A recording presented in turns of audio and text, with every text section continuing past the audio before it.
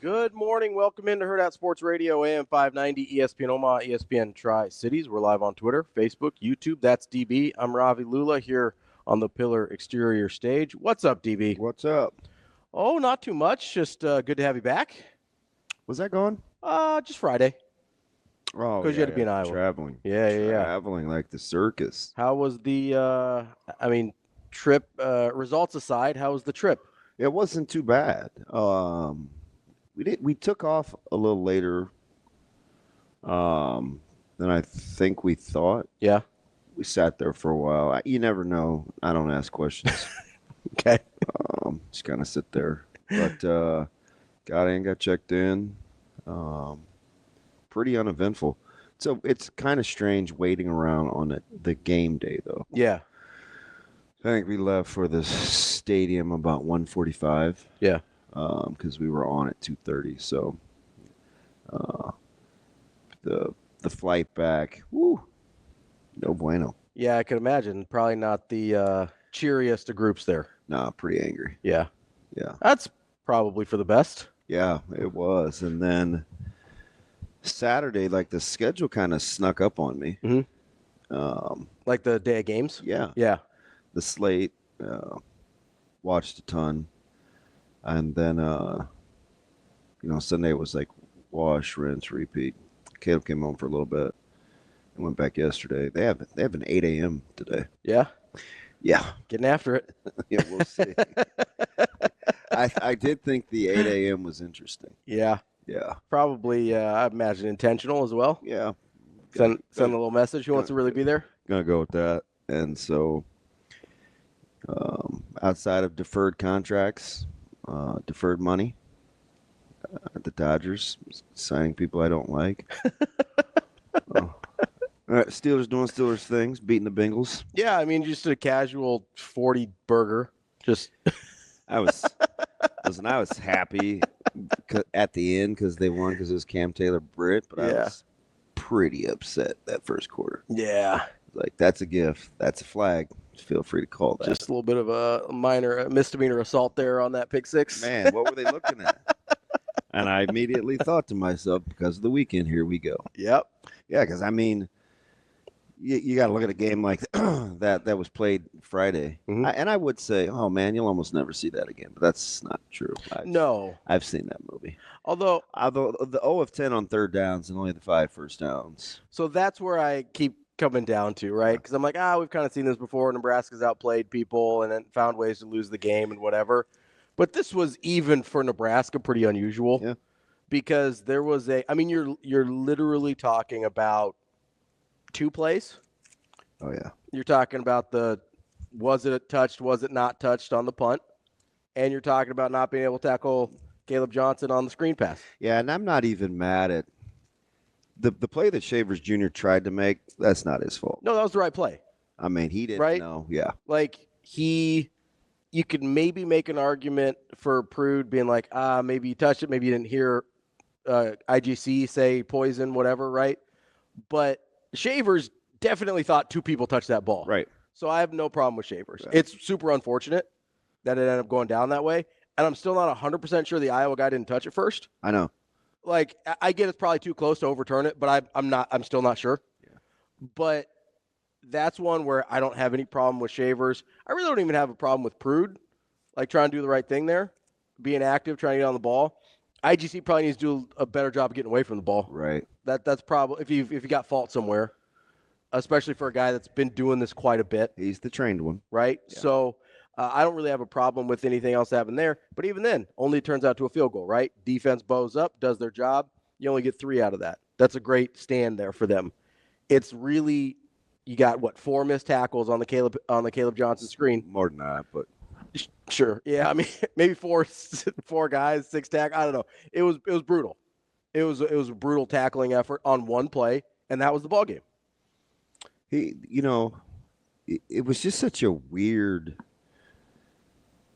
Just the course of the game, because I felt like in the first quarter and a half, I felt like Nebraska should have been up more. Yeah, I agree. And when they weren't, it's like, oh, there you go. Probably should have been 17 or 20. Yeah, and Iowa just stayed with it. Yeah, which is what Iowa does. It's uncanny. Striking distance, stay within striking distance. I mean, he's getting booed. Mhm. It doesn't matter. Like, just the resolve, and that's exactly how they play. You know, I was watching the game with a buddy live, and I don't know how you do that. It's just that's business. yeah, but anyway, so I'm watching the game with a buddy live, and he's Nebraska's up 10-0, and he's kind of asking like, hey, why? I kind of get why they're booing him. They're not, they're just running Caleb Johnson over and over. They're not trying anything else. I go, well, and he's still only got to 17 carries. 17 carries for 45 yards, I think. 50, maybe. Something like that. 56 yards. Somewhere in that neighborhood. Yeah. And I was like, hey, as long as I think he totaled 45 because the net. Yeah. As long as you're in striking distance, why do anything else?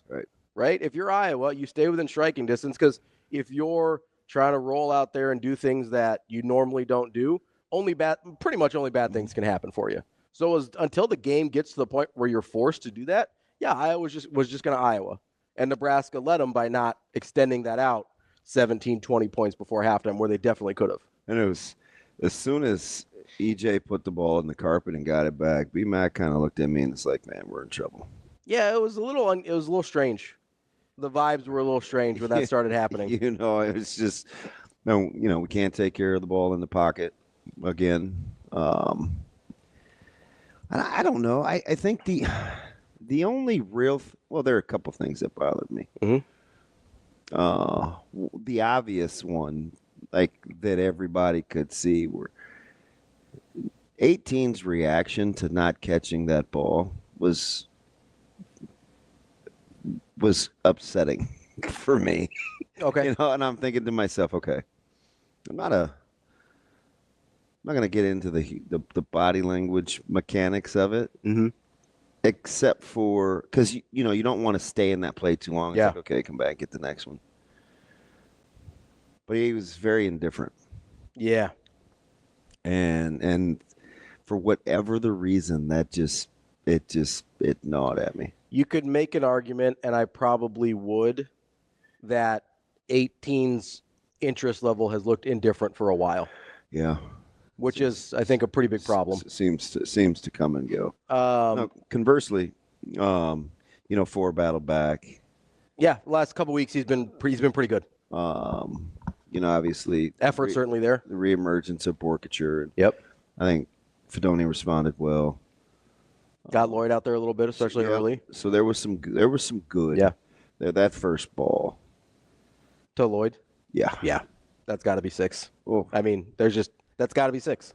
I loved a lot of the concepts against that coverage. Mm-hmm. They had a lot of opportunities. They did. A lot of opportunities. They did. And it was just one of those. The whole thing started funny with how just the taking of the field when the team first got there. Mm-hmm. And there's so much back and forth. I don't know if people understand. Yeah. Like I think they just kind of react to be reacting. But when Nebraska gets there, mm-hmm. there's typically no one on the field. There were 4 or 5 guys from USC. Mm-hmm. 4, 5, maybe. So whatever, the one guy's upset, comes in the group, whatever. Mm-hmm. The rest is message board fodder. Iowa City, there's no one out there. Not a soul. Yeah. Not a single solitary soul. Except for sheriffs. Mm-hmm. Deputies. I don't know if I'm saying that right. Some type of law enforcement. Yeah. And when Nebraska came out there, because the stadium was nobody wanted to be out there any earlier than they had to. Trust. Yeah. So it was slim pickings. So they kind of made him go around. Yeah. I thought it was weird. I'm like, a little strange.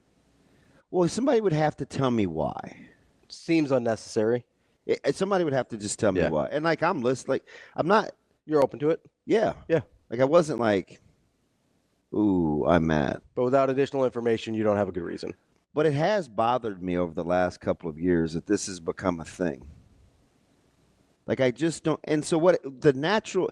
So sometimes people will say, well, why can't the opposing team go someplace else?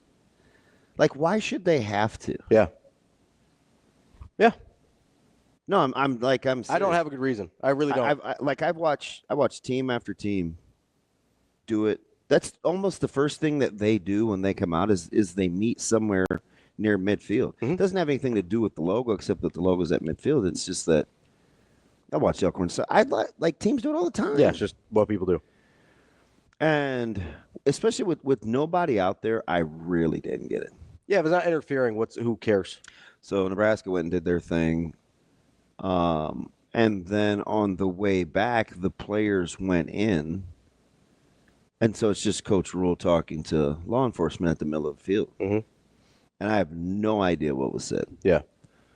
But that probably took maybe a minute or two.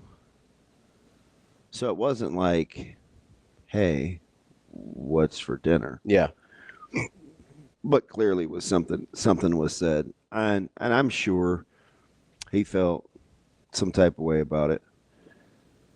But I don't think, and I'd have to ask him, I think if you asked him, and this is like the fake outrage from the handshake thing is driving me up the wall.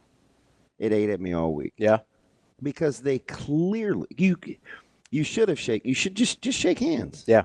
And I'm not even I'm not a post-game handshake guy. No, that seems like a disaster. I'm not, but I mean, it's whatever. pregame, it's easy. Yeah, pregame's fine. Just do it. It's fine. And because that wouldn't, like, I've been in that position, right, as captain or whatever. I don't know what goes through your mind where you would think to not shake hands. Like, hey, this is the best idea. Like, that takes some stones. Yeah. Right? Because it doesn't feel right. Mm. But I guarantee you he would say, I could be. I should have asked, but I'm going to 99.99999% guarantee you he'd say, shake hands. Yeah. So whatever they did on their own was on them. Yeah. Because I don't want to absolve anyone of just simply doing the right thing. Right. Just do the right thing. I would imagine that's probably not even a discussion they had because it's sort of just a given. Right? Like I mean, to maybe not. Right, but I mean, I wouldn't think Coach Rule would have to be like, all right, guys, don't forget to shake their hands at midfield. And younger kids have handled that better. Yeah. I mean, we've had like, these bar stool accounts, and I mean, high school's nasty. Mm-hmm. I mean, it is. I mean, people say some things. It's just reckless, right? And even those guys shake hands. Yeah. Yeah. And they're kids. Yeah. They know better. Right? Sometimes. So, and I mean, Higgins was gonna take the opportunity, which is fine. To the victor goes the spoils, and he played his tail off. Yeah. See, he saved their bacon on almost the first run of the game. Yeah. He's the only guy that's gonna make that play for a while. 100%. And he made 100%. Yeah. Yeah. Like he's a monster. He is an absolute monster. I was talking to one of Iowa's coaches after the game, and we're just comparing to some of the greats that they've had, and it sounds like going into the draft there may be, I don't know if concerns is the word, but I think people want to see his true athleticism. Does that seem right? I mean, it seems right just because that's what the NFL does, but if you watch him play, you should be good. It doesn't seem like it. Like, I'd be okay. Well, I could be, I mean, Yeah. I could be off. I do think and I don't know if it's an Iowa thing or a Big Ten thing or whatever. I think there's certain guys that come from certain places that you're like, I need to see the numbers too. Which, I think can be a little silly sometimes. It's not like he's playing in a group of 5 or an FCS where you're like, hey, I need to see. Josie Jewell is still playing. Yeah. Yeah. Josie Jewell is still playing. I understand. And he was a monster. I think the measurables thing can be silly sometimes. Yeah. Especially when you've got that much tape. I remember I wanted the Steelers to draft Campbell. Yeah. He's still playing and playing well. He's been playing a very long time. Well, no, I think Campbell's only, is this year 3 for Campbell? Is it all? Maybe. I thought it was longer, but time has no meaning to me they're anymore. All the same. Yeah. I would say it's like it's kind of close. All those guys are the same. I watched it's trying to steal a few pregame drills. Mm-hmm. They're all the same. What? All the same. But I felt like Nebraska's offensive line was outstanding against that defensive front. Yeah, I mean, there were a couple high-profile lapses. Obviously, the strip sack at the end was one, but I mean, 90% of that game, maybe more. Yeah, the offensive line just kind of felt like those edge speed rushes were gonna get there at some point. Yeah, you could tell it was a challenge for Nebraska to stay in front. Yeah, and for the most part, they did a really good job. But there is a point when you're having that much trouble with a speed rush or with speed of any kind, you cannot miss a beat. Like you cannot not be locked in for half a second. Otherwise, that gets on top of you in a hurry. And that's kind of what it seemed like happened to Ben Hart on that strip sack play. I did want to, before we move on from all the nonsense outside of the game, I just did want to clarify here because I believe you've told me this before. I just want to make sure. Matt Rule does that lap around the field every single game, right? Yeah. Because there was this whole hullabaloo about him walking through Iowa stuff or whatever. Which I never saw. I didn't either. But it was very much present on Iowa Twitter. See, and you know, the things. So the real frustrating, like I'm just going to land the plane. Mm-hmm. The real frustrating thing of it all is we keep talking about things that we want to have something to do with like Higgins didn't play any harder because he felt disrespected. No, he played hard because he was going to play hard and he's going to play hard. They're going to play hard, and they win those kinds of games, and Nebraska loses them. Yeah. So what we do is we try to find ways. We're trying to find reasons. Yeah. Hey, just play better. Yeah. I mean, that's what Coach Rule said about 100 times. We got to be better. Like, it's not a handshake or not a handshake. It's not. No, you know what it is? It's protecting the football. Take care of the ball. It's hitting guys when they're open. Tackle.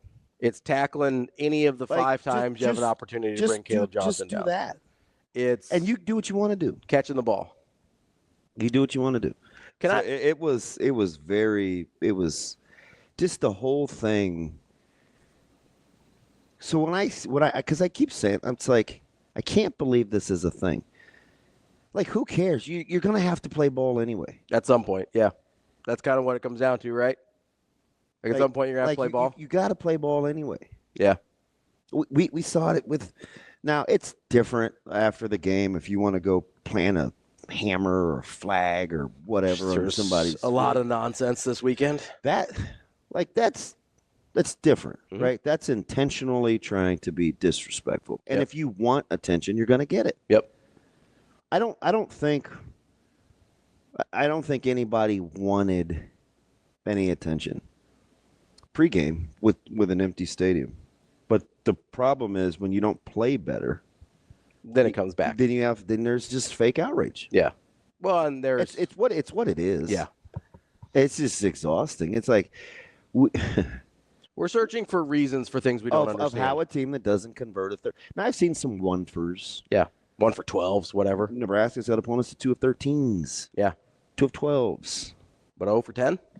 You don't convert a third down, and your low single digits in third down convert like first downs. In total first downs. Yeah. And I kick a 53-yarder and 52-yarder in those temps to win. To walk it off. Like you it's and you knew they were going to make it.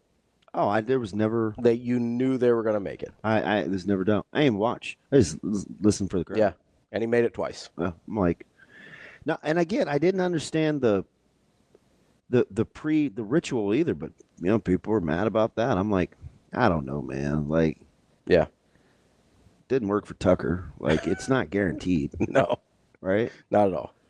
So I don't know. Can I ask? I don't want to harp on the Nair drop too much. But do you have any idea what happened there? Because it didn't even touch his hands. Like, I'm still trying to figure out what happened. Like, it looked like the light. I don't like. No, I don't. Okay. Know. I had to ask. I don't know. Because I just have never seen, outside of like an outfielder that gets it lost in the sun or something, somebody miss by that much and not, even make contact with the ball. Like, I have no idea what happened. I don't know what happened. In real time, I thought it might have got tipped at the line of scrimmage or something. Like, I couldn't figure out what happened. Yeah. Like, there was a Jamal Banks drop that gets tipped right in front of him, and I'm like, oh, that's why it hits him in the face. Yeah. Like, the guy was a yard in front of him. That's almost impossible to adjust in that time frame. I saw it on the replay. I was like, that makes sense. Not a bad drop by Jamal Banks, just the way it was tipped, right? Mm-hmm. I thought something else had to have happened on the Nair miss. Like, I couldn't figure it out, and I still can't. I got nothing. But I got absolutely nothing on that one. But that's kind of how a lot of the game felt, right? Like, that one play sort of felt like a microcosm of, I have no idea how this happened. I have no idea how you give up 5 first downs, you don't give up a third down conversion the entire time, and you sit there and you go, well, maybe it was the handshake, right? I think it could be. I mean, Stratton completed 8 passes the entire game. It's incredible. It was incredible. I just, the whole time, Nebraska runs for 190 yards. Would you have taken that going in? I wouldn't have believed you. Yeah. I mean, to be honest. That's a great number. It's a great number. They're going to go 60 yards over their season average? Against that defense? Yeah. I thought I was over it, but clearly I'm not. Jay, hold on the line here. We're going to get to you coming up next. That's DB. I'm Ravi. We'll set up the show and let you know what we've got coming on here on Hurrdat Sports Radio. Coming up on the show today, we've got Sam McKewon from the Omaha World-Herald coming up at 8, and then at 9, we will talk to Dennis Dodd about some national college football. Before we do that, though, let's get to Jay over here on the Hurrdat hotline. Let's talk a little Nebraska. Jay, what's going on, man? Do we have Jay, Shane? Should be there. Yeah, you do. What's up, Jay? There he is. What's up, buddy? How you doing, gentlemen? Hanging in there. That's what's up, man. I hope your holidays were amazing. Mine were. Thanks for asking. Hey, I was getting to that, but go ahead. Hey, Jay, how was your holiday? Huh? How was your holiday? It was great. Thank you, Ravi. Hey, no I problem. appreciate that. I didn't have much of a Thanksgiving. But Friday we took a turn. Took a little bit of a turn Friday evening. Okay. And let me say this, man. I want to be positive. One thing, I was so excited about getting to a bowl game. You know what I mean? There was not anything that was going to kind of knock me down a little bit. Getting the 6 wins, I think, is very, very important for the program. I think it's going to yield fruit that we won't even be able to imagine. So I'm excited for that. But I will say this, man. What happened Friday night, in reality, is like, to use an analogy, it's like your nerdy cousin, man. Your nerdy cousin that you look at all the time. You don't understand why he does what he does, right? But he always just consistently ends up in the right place at the right time. You know what I mean? And Iowa to Nebraska is that. Like, they have been doing this little nerdy thing that no one likes, no one understands except the people that live in Iowa that wear yellow and black. But for years, 9 decades, it's been working. While we're the cool cousin, we got all the new, fancy clothes and shoes and all that stuff. We think we're cool, but in reality, your cousin with the skips on is really doing what he's supposed to be doing. Mm-hmm. While it's not flashy, no one can see it or ever even recognize how, good it is because it doesn't, produce the fruit that you're normally used to seeing, yet it is consistent.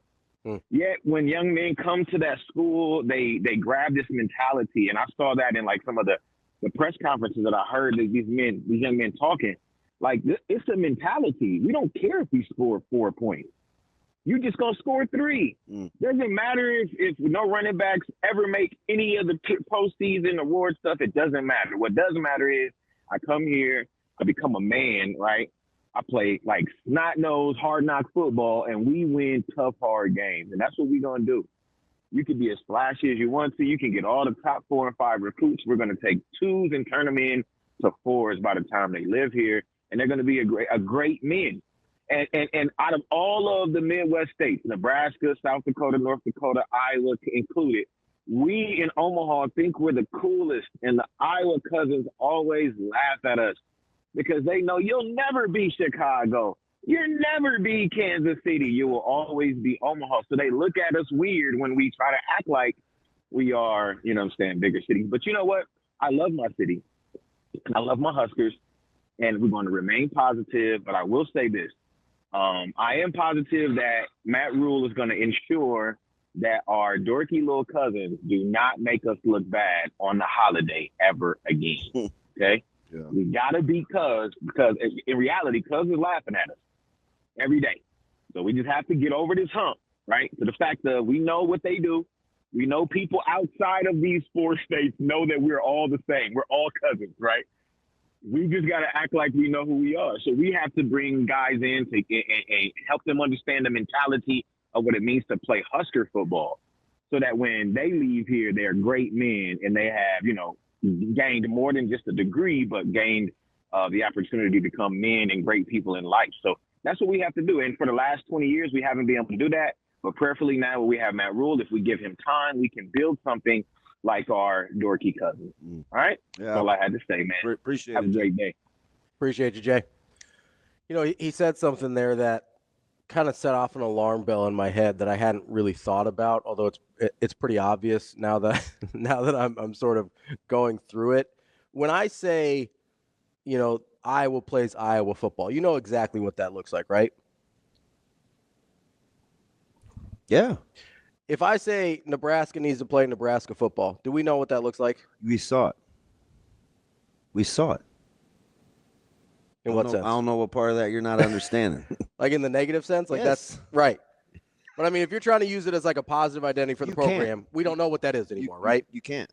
Because it's been a generation since that's been a thing. I mean, I'm open to discussion. No, I know that's my point though, right? You clearly know what it looks like. Which is why, I know people are getting super frustrated, especially Friday night, Saturday morning after the game. And I get it, right?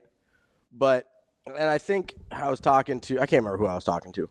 I was talking to somebody though that was telling about hey, Nebraska isn't the difference between what Nebraska happened in Nebraska on Friday and what happened with Iowa on Friday was that Iowa has been doing this for 20 years. Mm-hmm.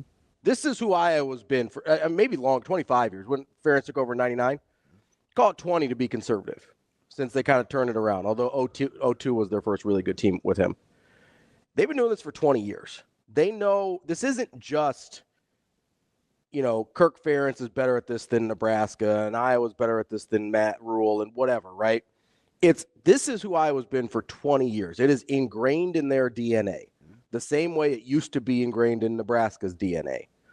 This isn't just year 2 of Matt Rule. This is an entire generation of Nebraska football that doesn't have an identity and doesn't have that thing that Iowa has. Like, if you want to see the difference between Nebraska and Iowa, that's what it is. Iowa knows exactly who they are, and it's a positive. Currently, who Nebraska is not a positive. And that's why, people are like, well, you see Indiana have these quick turnarounds and whatever and all this. Why can't it be faster? That's why it can't be faster. An entire generation of Nebraska football has been lost without an identity.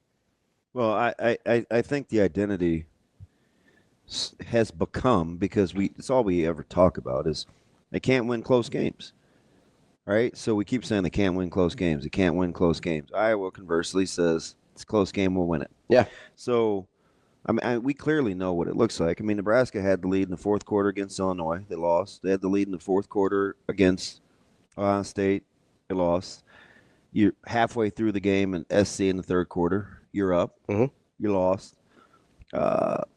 And you blew a 10-point lead to Iowa when the game was tied going into the fourth quarter. That's just this year. Mm-hmm. That's just this year. This is more math. So Nebraska's led in the second half, I believe, and have led in the game in 12 of 20 of Coach Rule's games. 12 of 20. Yeah. I mean, I don't know if that means, defense has to protect leads better. I don't know if that's offense needs to make a couple more plays. I don't know if it's a couple of both. But why did you wait till Friday to have a poor snap on a field goal? Yeah. I mean, it was an amazing job just getting the hold down. And it had been That wasn't even close. it had been fixed for weeks. Like, so what is that? That is You know what I mean? Like, that's what Coach Rule is talking about. I'm glad he said it, and I didn't hear that part because I probably was on the way down after fifth quarter, the post game, because we send it. We got to pack up and get out of there. I didn't hear the part about the 3 balls on the carpet in the fourth quarter. That's why I said in the open, stop doing that. Yeah. And you know what? That has nothing to do with coaching. Like, stop doing that. Nothing to do with coaching. It just. I do have a question for you when we come back, though, because Shane played the cut, and he was talking about Iowa winning their one-on-ones, and you just got to be a little bit better. And I want to dig into that a little bit because I think we hear that one way, and I don't think it's what he means. Yeah. So we'll get into that as we wrap up hour number 1. That's DBM Ravi Lulla here on Hurrdat Sports Radio. We're wrapping up hour number 1 here on Hurrdat Sports Radio, AM 590, ESPN Omaha, ESPN Tri-Cities. That's DBM Ravi Lulla. We're live here at Hurrdat Sports Bar and Grill. DB, on the previous clip that we heard from Coach Rule, he's talking about winning one-on-ones and how Iowa was winning the one-on-ones. So I'm watching that game. I've got that in mind as I'm on my rewatch. I'm watching Syracuse and Miami. And Syracuse goes out, and their receivers are making play after play after play. Their defenders are making play after play after play. And I sit there and I go, Miami's probably got better players at most positions than Syracuse in terms of how they were recruited, whatever. Are they better players now? I don't know. That's a different story for a different day. But in terms of player acquisition at the time, Miami's probably got mostly better players than Syracuse. And I'm sitting there and I go, okay. So when we're talking about winning one-on-ones, I think what people hear, and when Coach Rule says, we just got to be better, I think what people hear is we need better players. And I don't think that's what he means. Maybe it is, maybe it isn't. That's not how I take it. What I take it is I'm watching these other games, and I'm watching Michigan, who is not as talented as Ohio State, I don't think. I'm watching Syracuse, who I don't think is as talented as Miami. I'm watching Iowa, where a lot of positions I don't think they're as talented as Nebraska. And I go, it's probably not about talent, what he's talking about.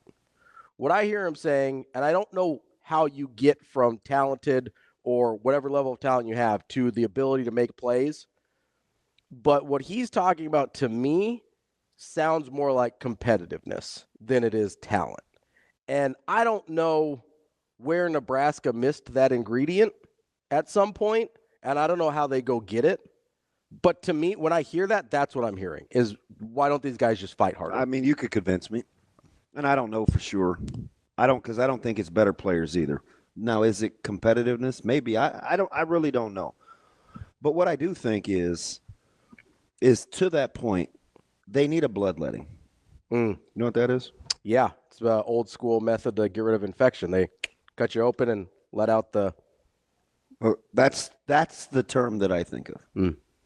They need a bloodletting from, players to staff to across the board.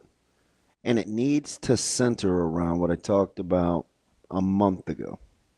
This is why I'm going to hop on it, because you used the word competitive. I said, play the guys that are the most competitive. You can teach the rest. Right? Like, just start with that basic, simple premise. Then you supplement talent. Sprinkle it in. Not supplant, supplement. It's different. Yeah. Because the core of what you want to be in any competitive arena better be competitiveness. It's what gives you a chance. Right? And it always. You will always have a chance. Sharon Moore walked onto the shoe blowing kisses. This is what I just said. Yeah. Was blowing kisses. Yeah. He's competitive. Yeah. Come heck or high water, they were going to compete. And I don't say that like Coach Rule and that staff isn't. What I'm saying is, what drives me crazy about all this pregame BS that everybody gets is just the fake anger, it doesn't have anything to do with playing football. Yeah. It doesn't. And so, like, the only reason it's a discussion, and shoot, like, I'll own it, right? Maybe I shouldn't put it on Twitter because people don't even really know what I'm saying. What I'm saying is, here we are, another week of nothing being something. That's basically what I'm saying. Right? Can't believe this is a thing. Like, just walk out there, do what you're going to do, go back inside. There should be nothing wrong with that. Yeah. We can't even handle that. Yeah. We can't even handle that. So that's the 4 players at SC. That's the sheriffs in Iowa City. That's the players at Nebraska. That's the coaching staff. Just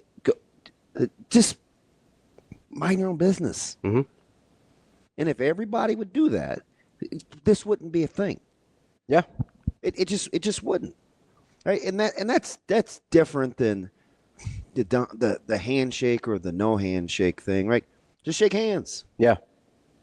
You know, the only reason the handshake thing bothers me at all is because it feels like a fake tough guy move. Yeah, I mean, I could see that. Like, and I think so. I think, but I'm not into one of those. Well, you know, it just seems disrespectful. I don't care about that.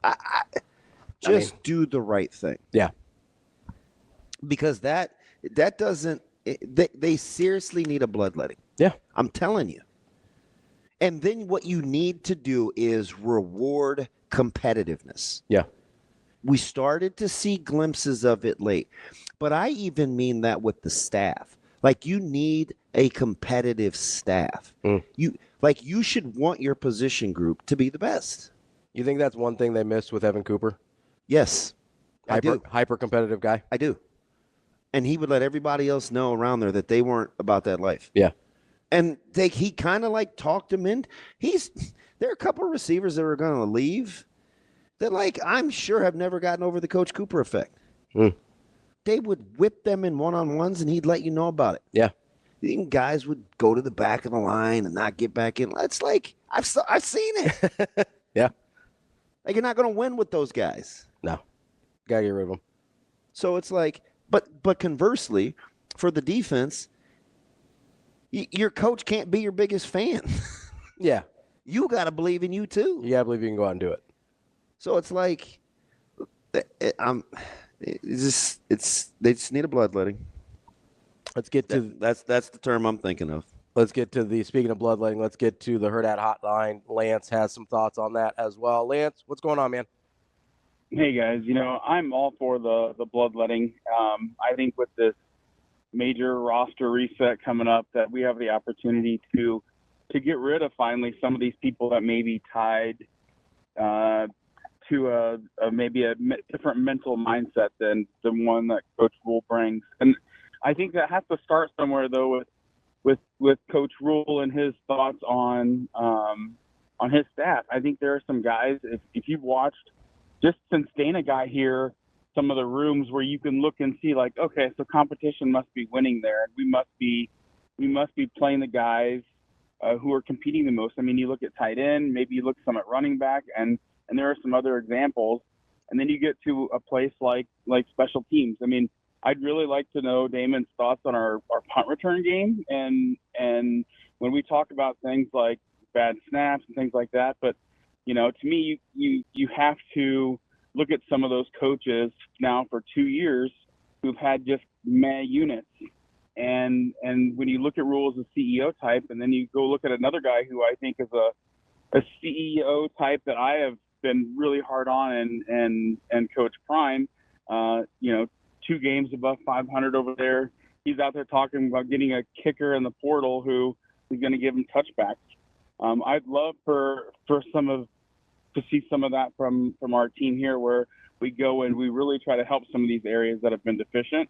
And who cares about a handshake? I mean, people that are really worried about a handshake just don't seem to understand the problems that are going on there right now. Yeah. Lance, appreciate the call. I do think they will try to get better. Yeah, I mean, special teams. Nothing's off limits. Yeah. I mean, we saw that with the Holgerson move. Nothing's off limits. Nothing's off limits. Which is, I think, encouraging. let's get to Brian here also on the Hurrdat hotline. Has some thoughts. Brian, what's going on, man? Brian, what's up? B, you there? Hey, fellas. What's up, buddy? Yeah, I'm here. Yeah, I'll be real cool.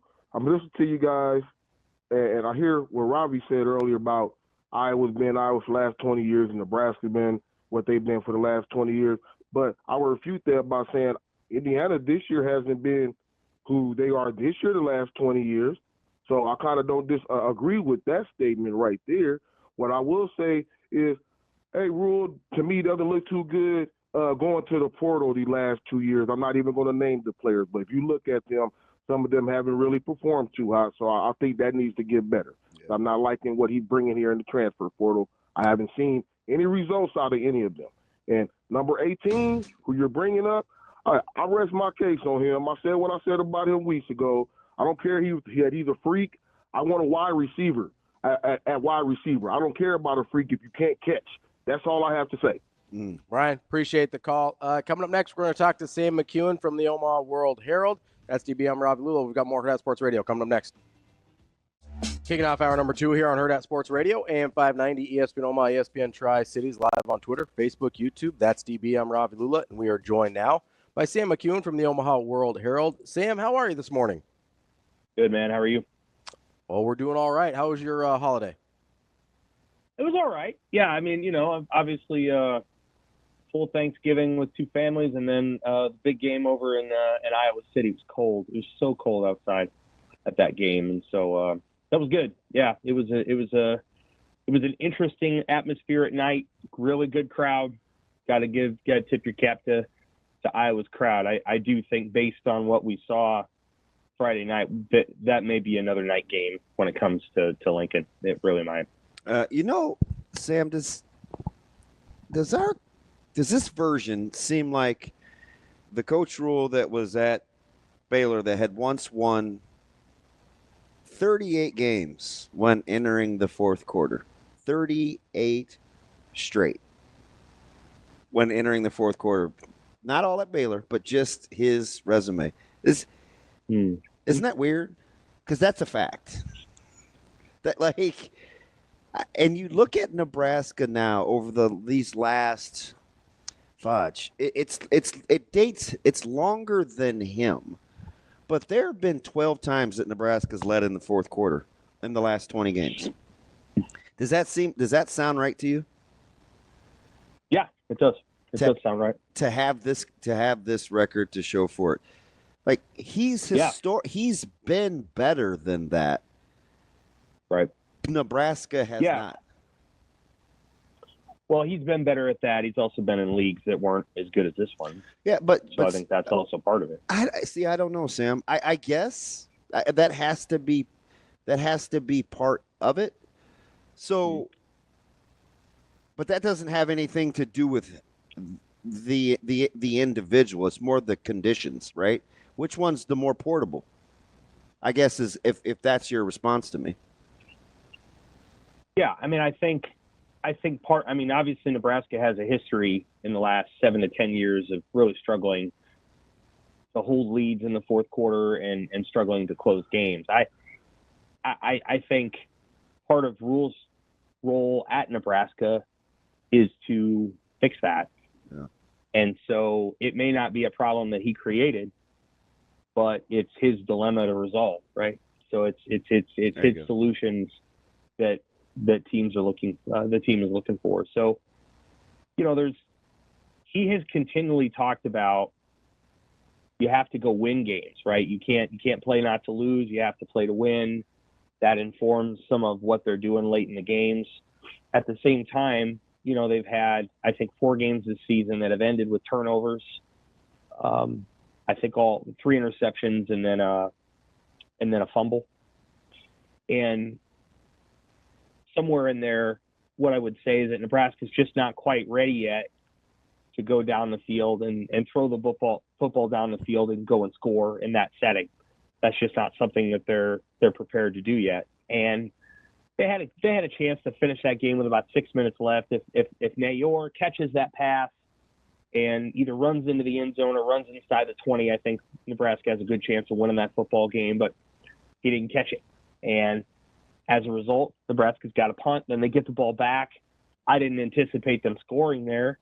Obviously, you have to try, and we saw what happened when they tried, and Iowa made plays, and Nebraska didn't. So there's so many different things that go into it. I feel like Nebraska's got to go into some of those games up by 10 or 15.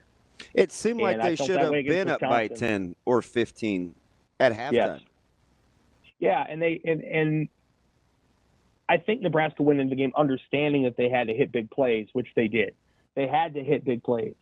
And they had 3 opportunities, and Raiola missed on one. Protection was bad on another when Harburg threw to Barney, and then Nayor dropped a pass. Those were the 3 plays. Those were the ones. And they weren't able to get any one of those plays. If they get any one of them, I think they win the game. They didn't hit them. And you know what happened after those three big plays? They ended up with 3 total points on those 3 drives.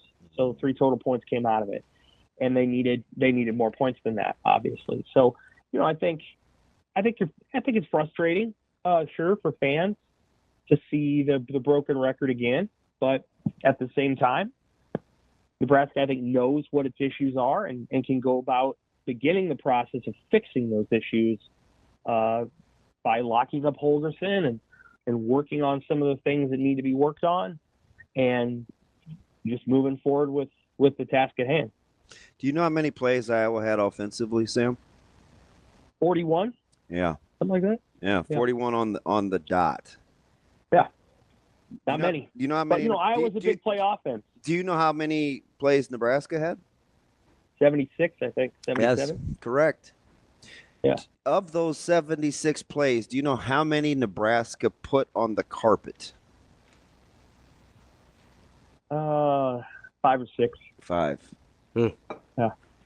I just don't like. Those are those things. Those are those things that I think we have to have like honest conversations about and be able to talk about what you could do from a personnel standpoint too, because at some point you have to be able to tell yourself, we haven't won with you. We certainly can try to win without you. You know what I mean? So that's kind of why I'm into this bloodletting deal.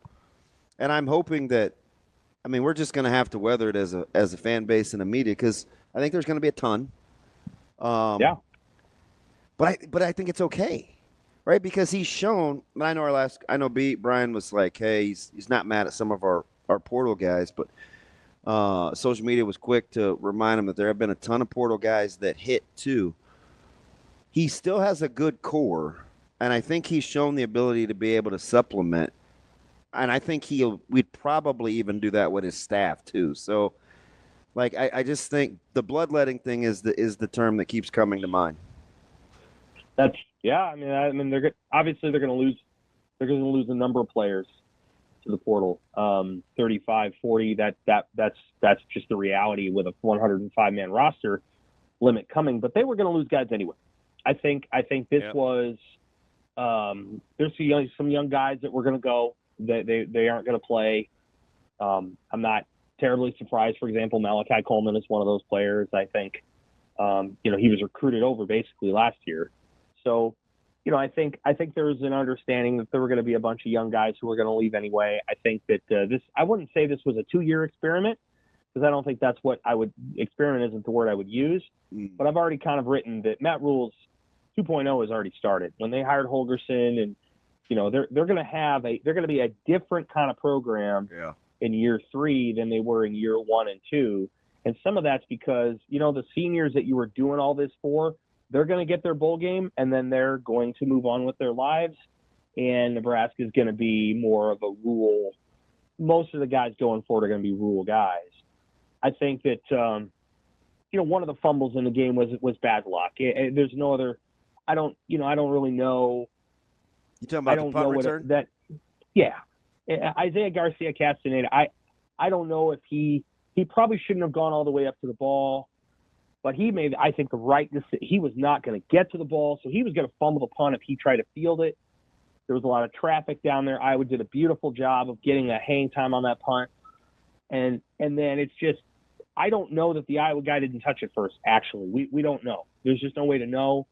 I think he might have. But that was a bad break. Like, Nebraska had literally not touched the ball until Vincent Shaver's finger touched it, and all he was trying to do was the right thing. Mm-hmm. And so I define that as bad luck. Iowa was going to recover that ball, and then all they were going to do was down it, and Nebraska was going to get the ball. So that's bad luck. Everything else, though, I mean, you're taking kickoffs out of the end zone, and you're losing 5 to 6 yards every single time. You can't do that against Iowa.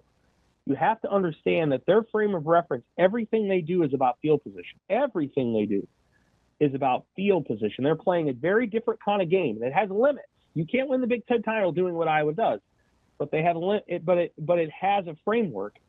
You can't lose yards. You can't kick the ball to returners who can beat you. You've got to find a really good punt rush strategy so that Iowa can't just do whatever it wants to do in the punt game.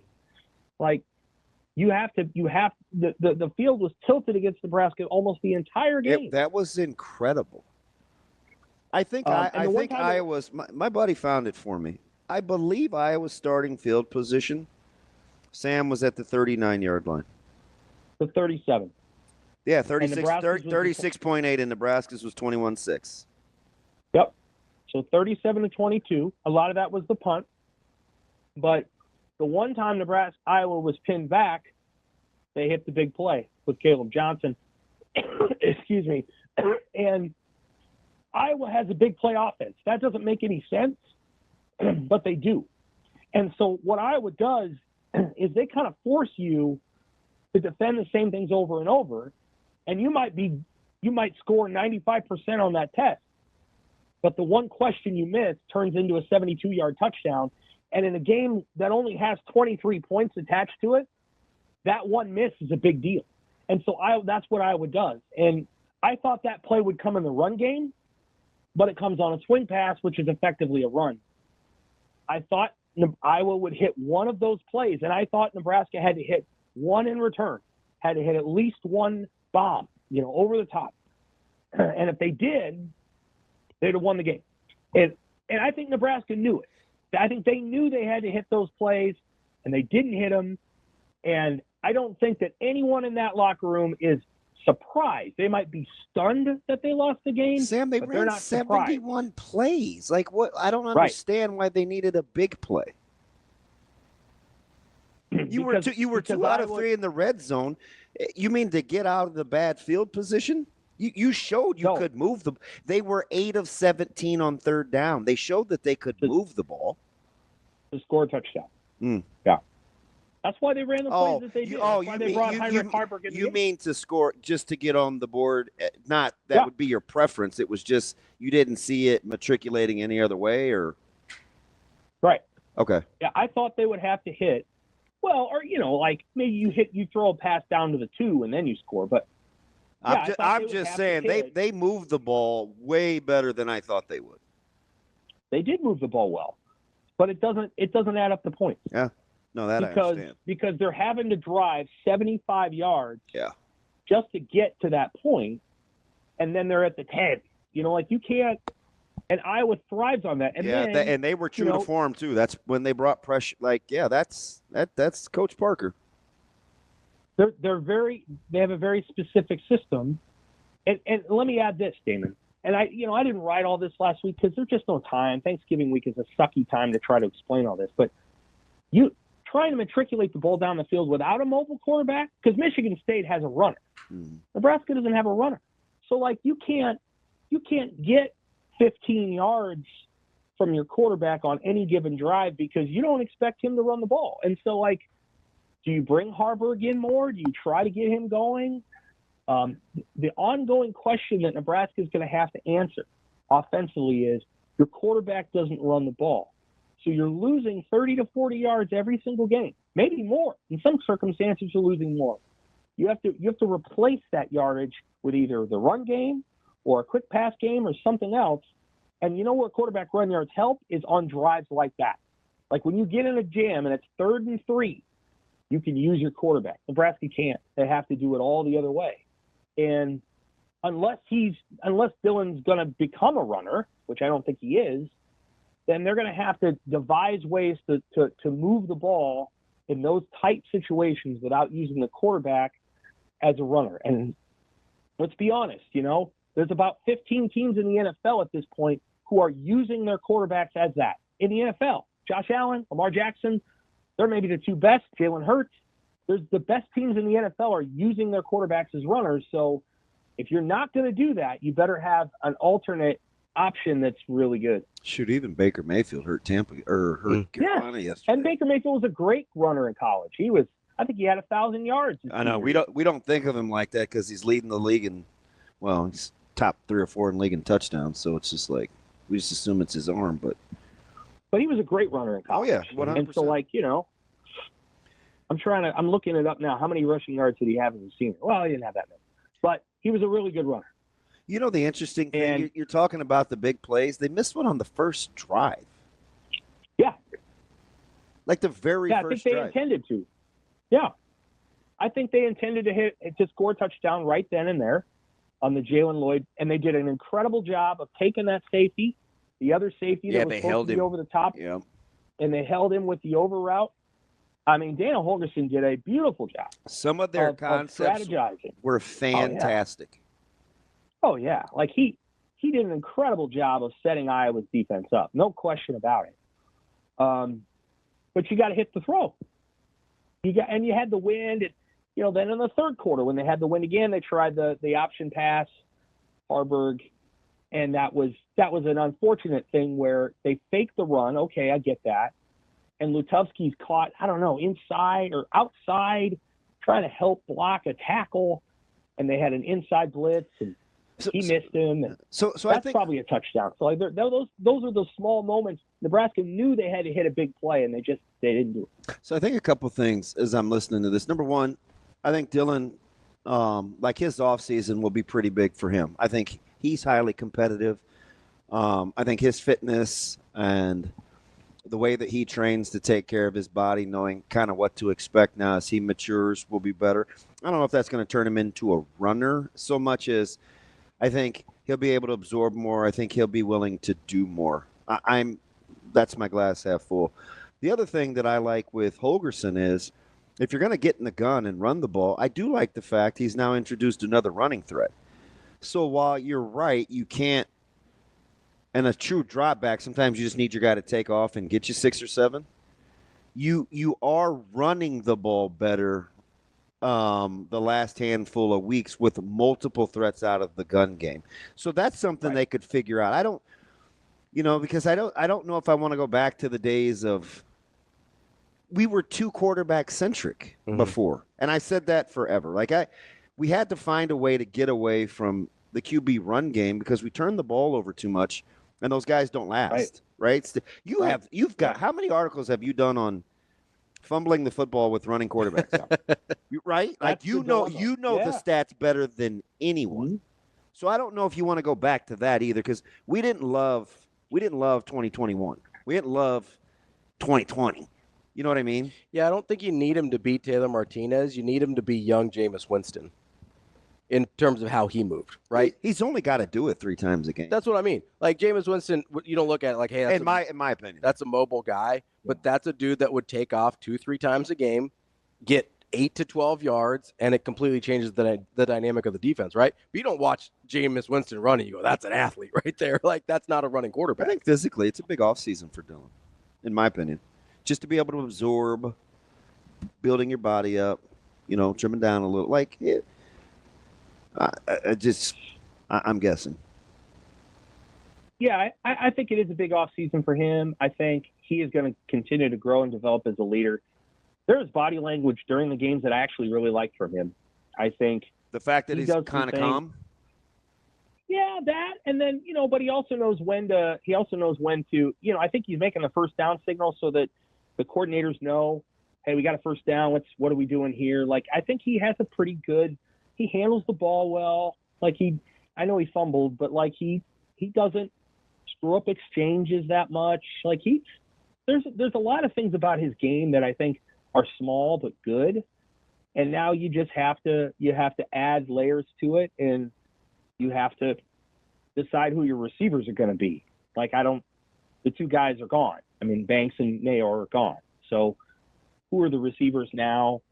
Do you want to continue to go with the big-bodied receivers? Well, they have a couple on the roster, so they got some good They got some good young guys. They do. I think those guys, again, I always build in, well, they haven't played. So they haven't played much. It's going to take them time. And, there were moments on Friday where I feel like Raiola's trust in Banks and Nayor is just higher than it was throwing at Fedoni in a key moment. There was a third down where they run a mesh concept. Fedoni's the open one. He throws to Nayor.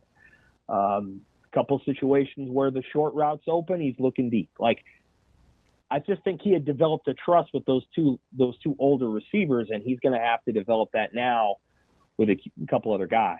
And we'll just have to see what happens. Like, I will know next Sunday what bowl game they're going to. My sense is the pinstripe, but I could be wrong.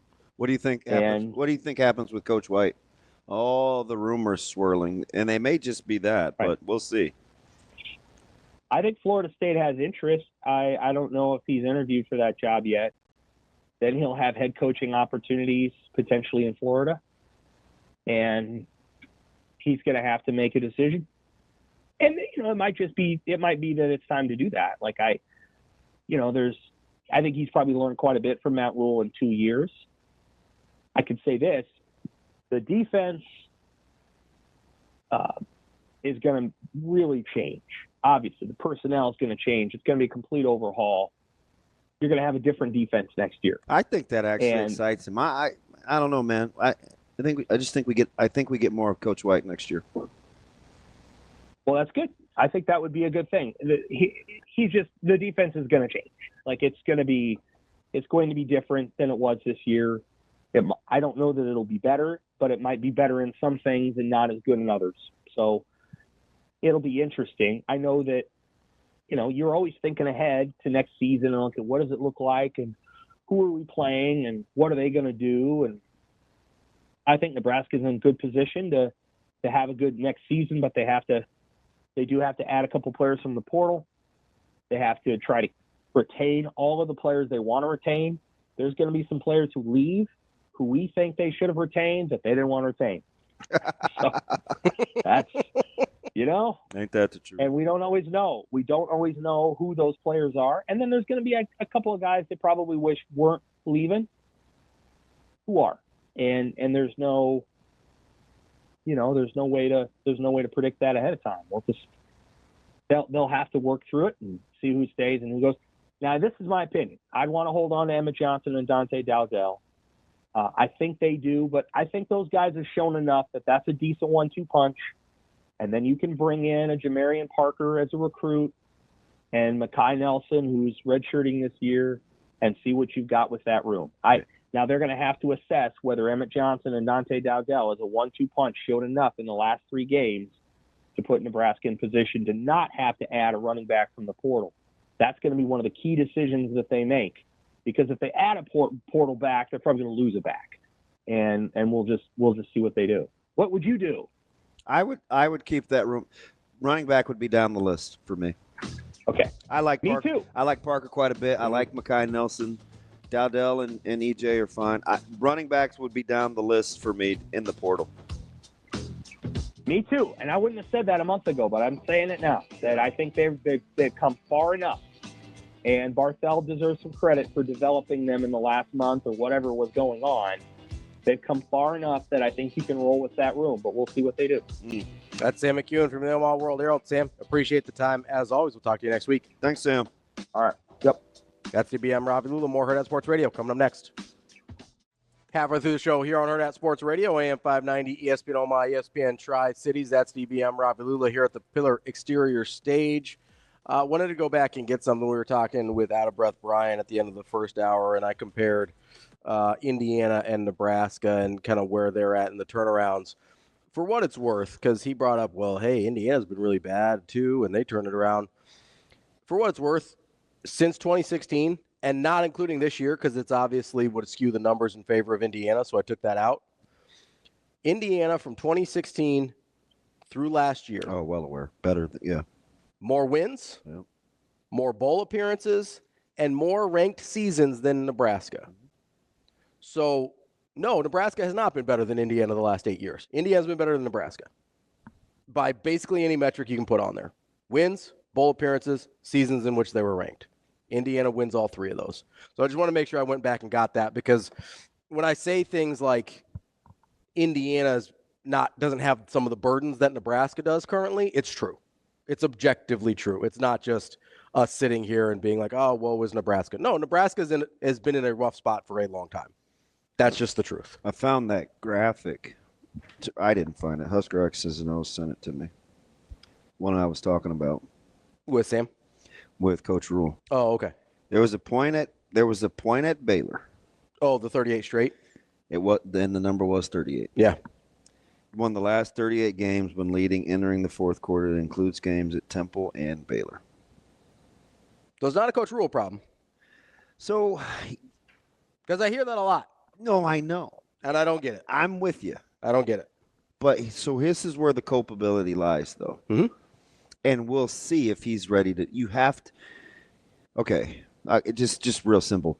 If I like 85, 90% of what he's doing, mm-hmm. he's got to help himself out with the other 10%, 15%. Yeah, 100%. 85% of what you're doing you like, then you've got to get help with the other 15%. You can't just be okay with the 85. Got to keep getting better. And I don't think he will be. Yeah, I mean, that's why you don't see him move like the Dana Holgorsen thing if he's okay with 85%. Yep. Right? Like, I don't think it's lost on it shouldn't be lost on anyone that guy's a head coach. Like, Dana Holgorsen is a head coach. And I get it because, and I know he was pissed Friday, especially after, and I think everybody was, but he's got to decide. Remember I talked about, this would be my suggestion. Mm-hmm. You know, I talked about, like, with NIL, and sometimes you just got to cut your losses and move on from those guys. And so that part I think they'll do. Mm-hmm. Here's the other thing, though. He tried it. He tried the compromise. Mm-hmm. He tried it with the, how can I say this? Because this is totally, I don't know if, I'm guessing, but it seems like he tried it with the, hey, let's do this way. Mm-hmm. I'm a little traumatized coming from Carolina. It is very transactional. I hate that part of the deal. I'll play that game if I have to, but if I don't have to, I don't want to. Mm-hmm. Like, I think he was we talked about this. Yeah. There was an overcorrection. Yep.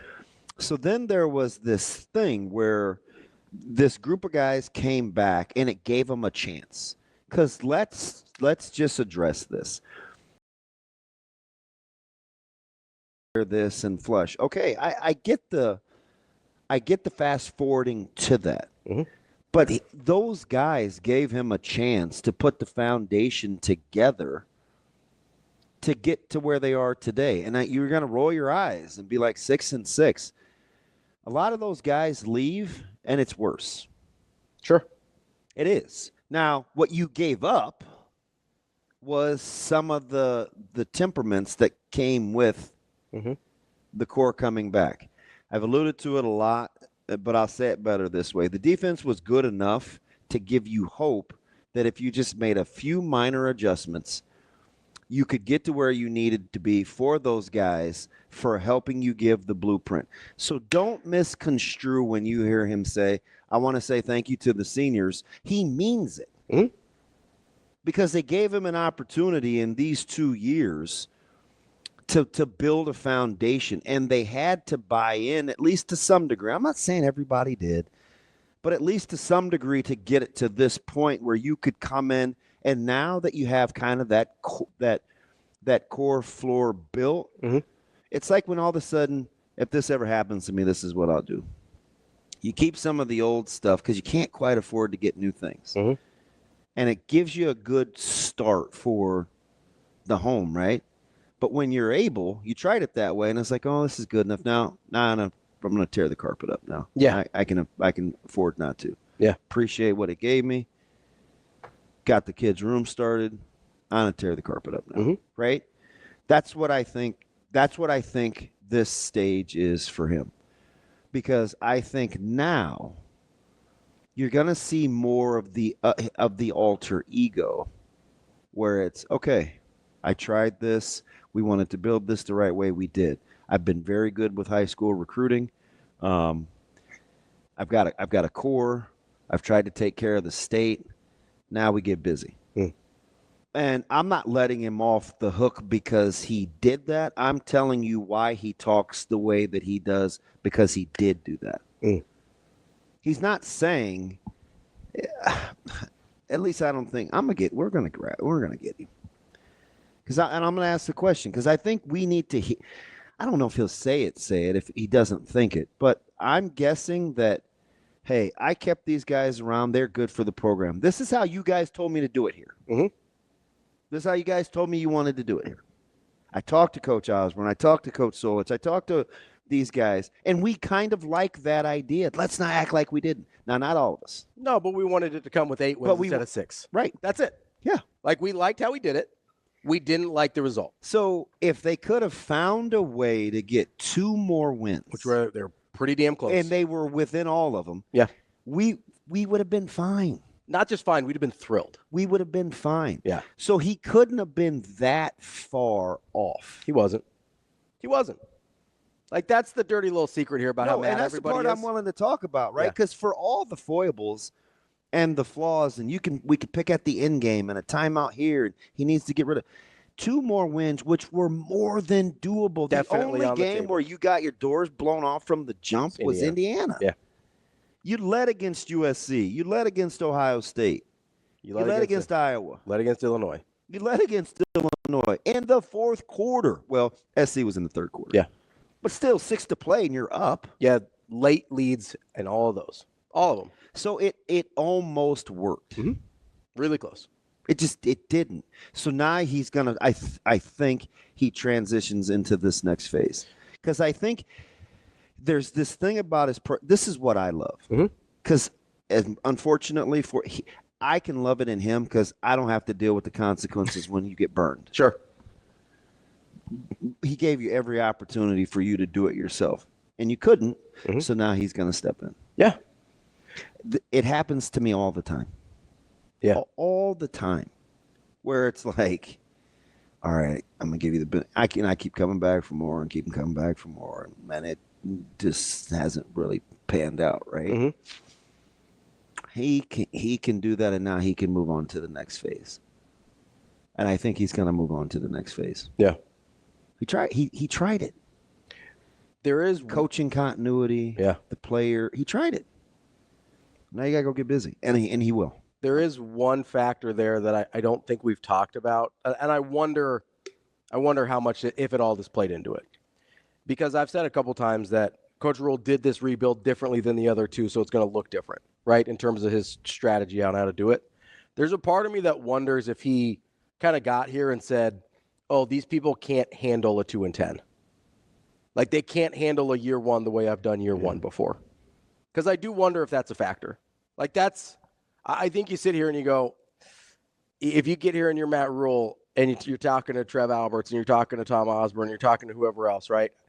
I think you could very easily come to the conclusion like, oh, I can't burn it to the ground in year one, because if we go 2-10 or 3-9, people here cannot handle it. Yeah.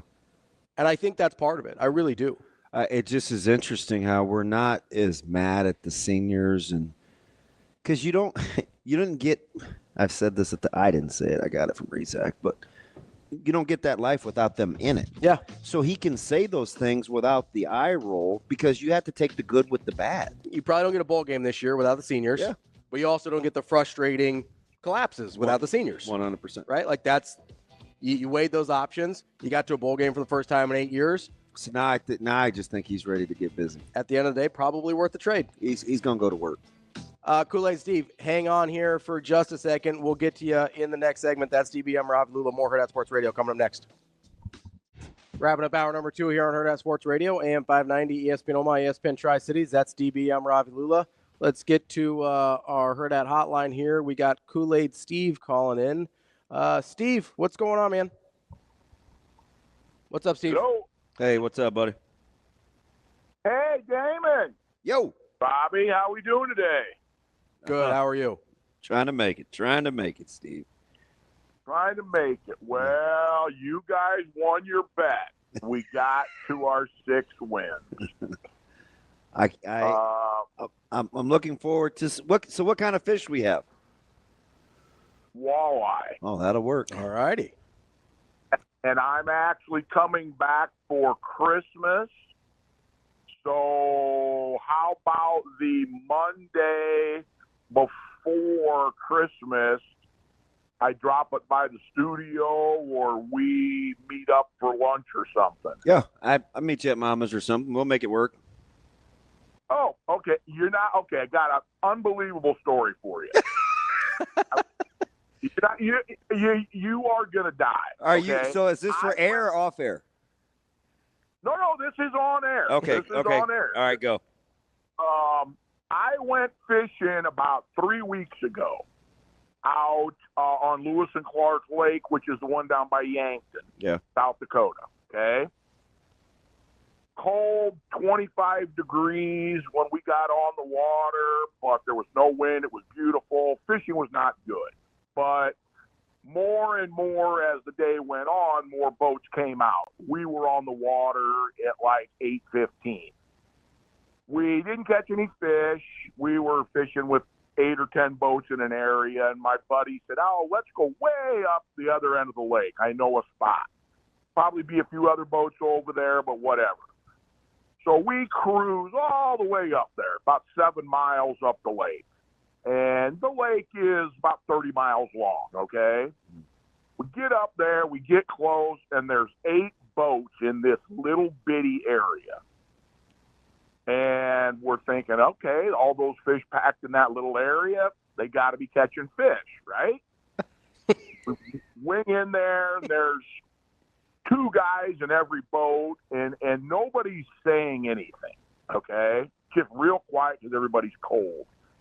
We sit there for about 30 minutes. Nobody has a bite. Nobody catches a fish. So I jump up and I yell, I figured you guys knew what the hell you were doing. We drive all the way up here, and I don't see anybody catching any fish. Do you guys have any idea what the hell you're doing? And one guy looks at me, and he says, "Well, you're not catching any fish either. Where were you at?" And I said, we were down at the other community spot. So everybody kind of laughs it off, and this boat starts up and motors around all the other boats and comes up way closer than they should to our boat. And I'm in the back, and my buddy's looking at me like, "What is this guy doing?" And I said, "I don't know." He comes up, and he turns his motor off. And, I mean, he's literally 15 feet from our boat, right? Yeah. And looks at me, and he goes, "Is your name Steve?" And I'm thinking to myself, and I'm looking at this guy, all right, did I get in an altercation with you at a boat ramp, in a bar, And finally I said, "Yeah, my name's Steve." He goes, "You're Kool-Aid Steve from the radio, aren't you?" He goes, No way. "I recognize your voice." I told my buddy, he goes, "That's the guy that calls into the radio all the time that I love." And I said, "So you actually like me?" And he goes, "Yeah, you made great points." Oh, I don't know if I believe that part. Well, and he goes, "I just knew that was your voice when you spoke up." Yeah, And I because said, the "Well, only hey." guy yelling, breaking the silence, mad that he's been misled, of course. Yeah, exactly. And so he drives away, and I knew one of the other boats there. I had met him the week before, and he goes, "Who are you?" And I said, one of those dummies that calls into the radio all the time and complains about stuff. And my partner in the boat said, "I thought he was going to ask for your autograph." Hey, see? Now, what are the chances? It's your charm, Steve. It's your charm. I'm telling you. Well, it's bad because I can't get away with anything. If I was to happen to have a altercation, as I call it, and did something that might be against the law, somebody's going to say, "Oh, that fat guy from the radio, I recognize his voice." I mean, what are the chances in the middle of a lake, in the middle of South Dakota, somebody's going to remember me? Yeah, that's that voice. I couldn't believe it, but yeah, shoot, I do. I thought you would get a kick out of that because you're the one that gets the moniker Kool-Aid. Yeah, Kool-Aid. I did give it to you, Kool-Aid. That was so many years ago. Yeah. That's all cool. right. Well, I will. I'll call your personal number when I get into town. Okay. Yeah. Just shoot me a message. I appreciate you. All right. Thanks, guys. Thanks, buddy. Appreciate it, Steve. That's funny. Here's how I know it's a fishing story, though, is it sounded about 90% true, and then there's just a little bit of stretch in there. The 7 miles? That's far. No, not the 7 miles. I agree with all your points. Yeah. Good point. It's like every fishing story, right? It's about 90% true. So that's the stinky cheese. Nobody's ever gotten along with him. Yeah. And he and I have always gotten along. Yeah. And it's you're gonna be shocked. It started out he was not the most kind person. And then one time, like, we just were at the CWS and he sent a message and he's like, "Hey, I'm having a tailgate. Do you want to come by?"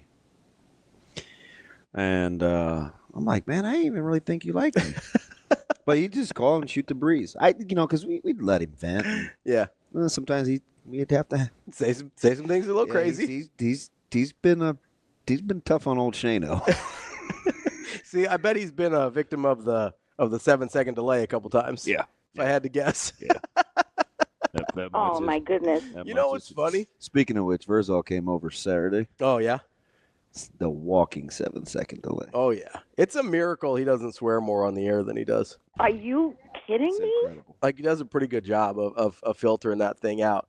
You know what's funny, though, when you're talking about Kool-Aid Steve and like inviting you over to the tailgate or whatever, is when I hear somebody talking crazy and either it's to me or at me or whatever, I don't think that person likes me very much. I think I don't like that person very much. Oh, yeah. And you think, I don't know how much that person likes me.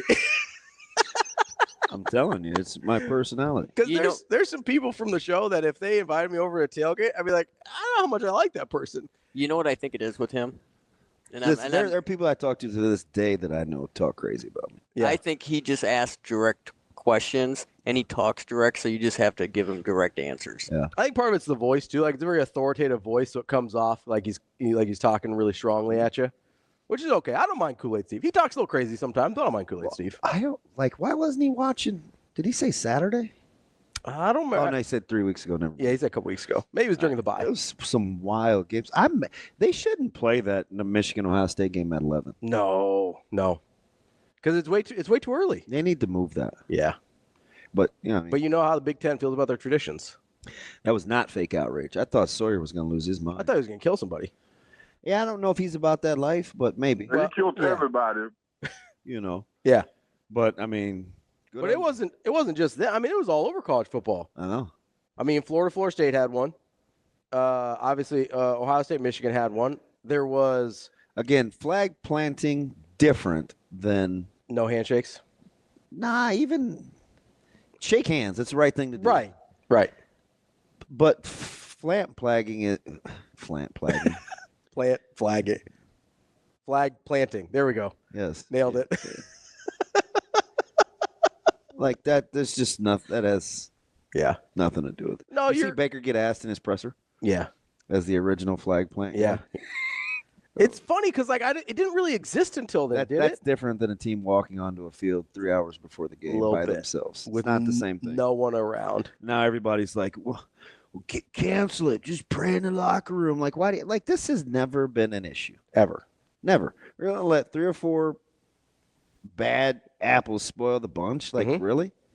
I mean, it was the same thing that happened earlier in the year, when Nebraska comes on the field. I don't know if they do it on the road. When they come on the field at home, They run all the way down to the opposite end zone. Listen, you know who didn't whine about a coach coming down on the other end of the field? Who's that? Nebraska. Yeah. You know what Deion did? Walked all the way down. Mm-hmm. Terrence was on the sidelines. This is before the game started. He was with his coach and a security, and they did like a mini jog from Nebraska's 10 to their side of the field. Yeah. You know who didn't have any problems with that? Nebraska. You know why? Because coaches and people do that stuff all the time. I'm just like, this is not – we're missing the point. It's not a thing. It's not a real thing. Just play ball. Speaking of college football around the country, we're going to talk to Dennis Dodd next. He's got us covered. We will get into it with Dennis Dodd of CBS next on Hurrdat Sports Radio. Kicking off hour number 3 here on Hurrdat Sports Radio, AM 590, ESPN Omaha, ESPN Tri-Cities, KFOR in Lincoln. That's DB. I'm Ravi Lulla. We're joined now by Dennis Dodd of CBS Sports. Dennis, how are you this morning? Clearing the pepper spray out of my lungs, but good. Yeah, good. Hey, as fit as you are, I'm surprised they would go anywhere near you with any sort of hostility. It was actually it was a 22-year bookend. I was there in 2002 when Ohio State beat Michigan to go to the Fiesta Bowl and win the national championship. They gassed the fans to keep them away from the goalpost. So it was something important, you know. And then this, I don't know what was going on. There was like 5 jurisdictions out there, and some knucklehead pulls out pepper spray like that, you know, like it's going to pour out into the streets or something. So it was a bit ridiculous. Dennis, it obviously wasn't just Ohio State, Michigan. Was there something in the water in college football this weekend? What was going on? Yeah, it was just, look, it's all too important. We've made all of it. Sports, you know, rivalries, everything. It's just too important. I thought Pat Forty wrote a good column in Sports Illustrated. That was his column. It's like, this has gone over the top. And I tweeted yesterday, I said, let the first conference that bans these flags get the cookie, because it has to be done. They can bring them out on the field, you know, fly them around before the game, get everybody fired up, but put them in a tunnel, never to be seen again on game day. I'm sorry. Is it worth it? I don't think so. So I would expect that to have $100,000 fines aren't going to get it. I think we know that. So in a day and age, Dennis, where we're fining schools but players are being paid, could you see players ever being fined? That's a great point. I hadn't thought of that. That would have to be an agreement or collectively bargain with the school. As it is now, no, because they are still student athletes, we are told. But, you know, you had this situation where in July, Kirby Smart at SEC Media Days said his players had been fined by the collective for acting up, for being knuckleheads. And it never really went anywhere. Everybody went, oh, my God. And he brought it up. You know, there's all these traffic things, and it never happened. So I guess in that regard, I guess it could, but, you know, kind of a sidebar to this right now.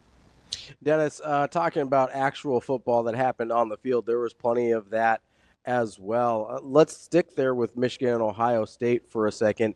Just, I know that it's a rivalry, I know, but like, how shocked were you that game played out the way it did?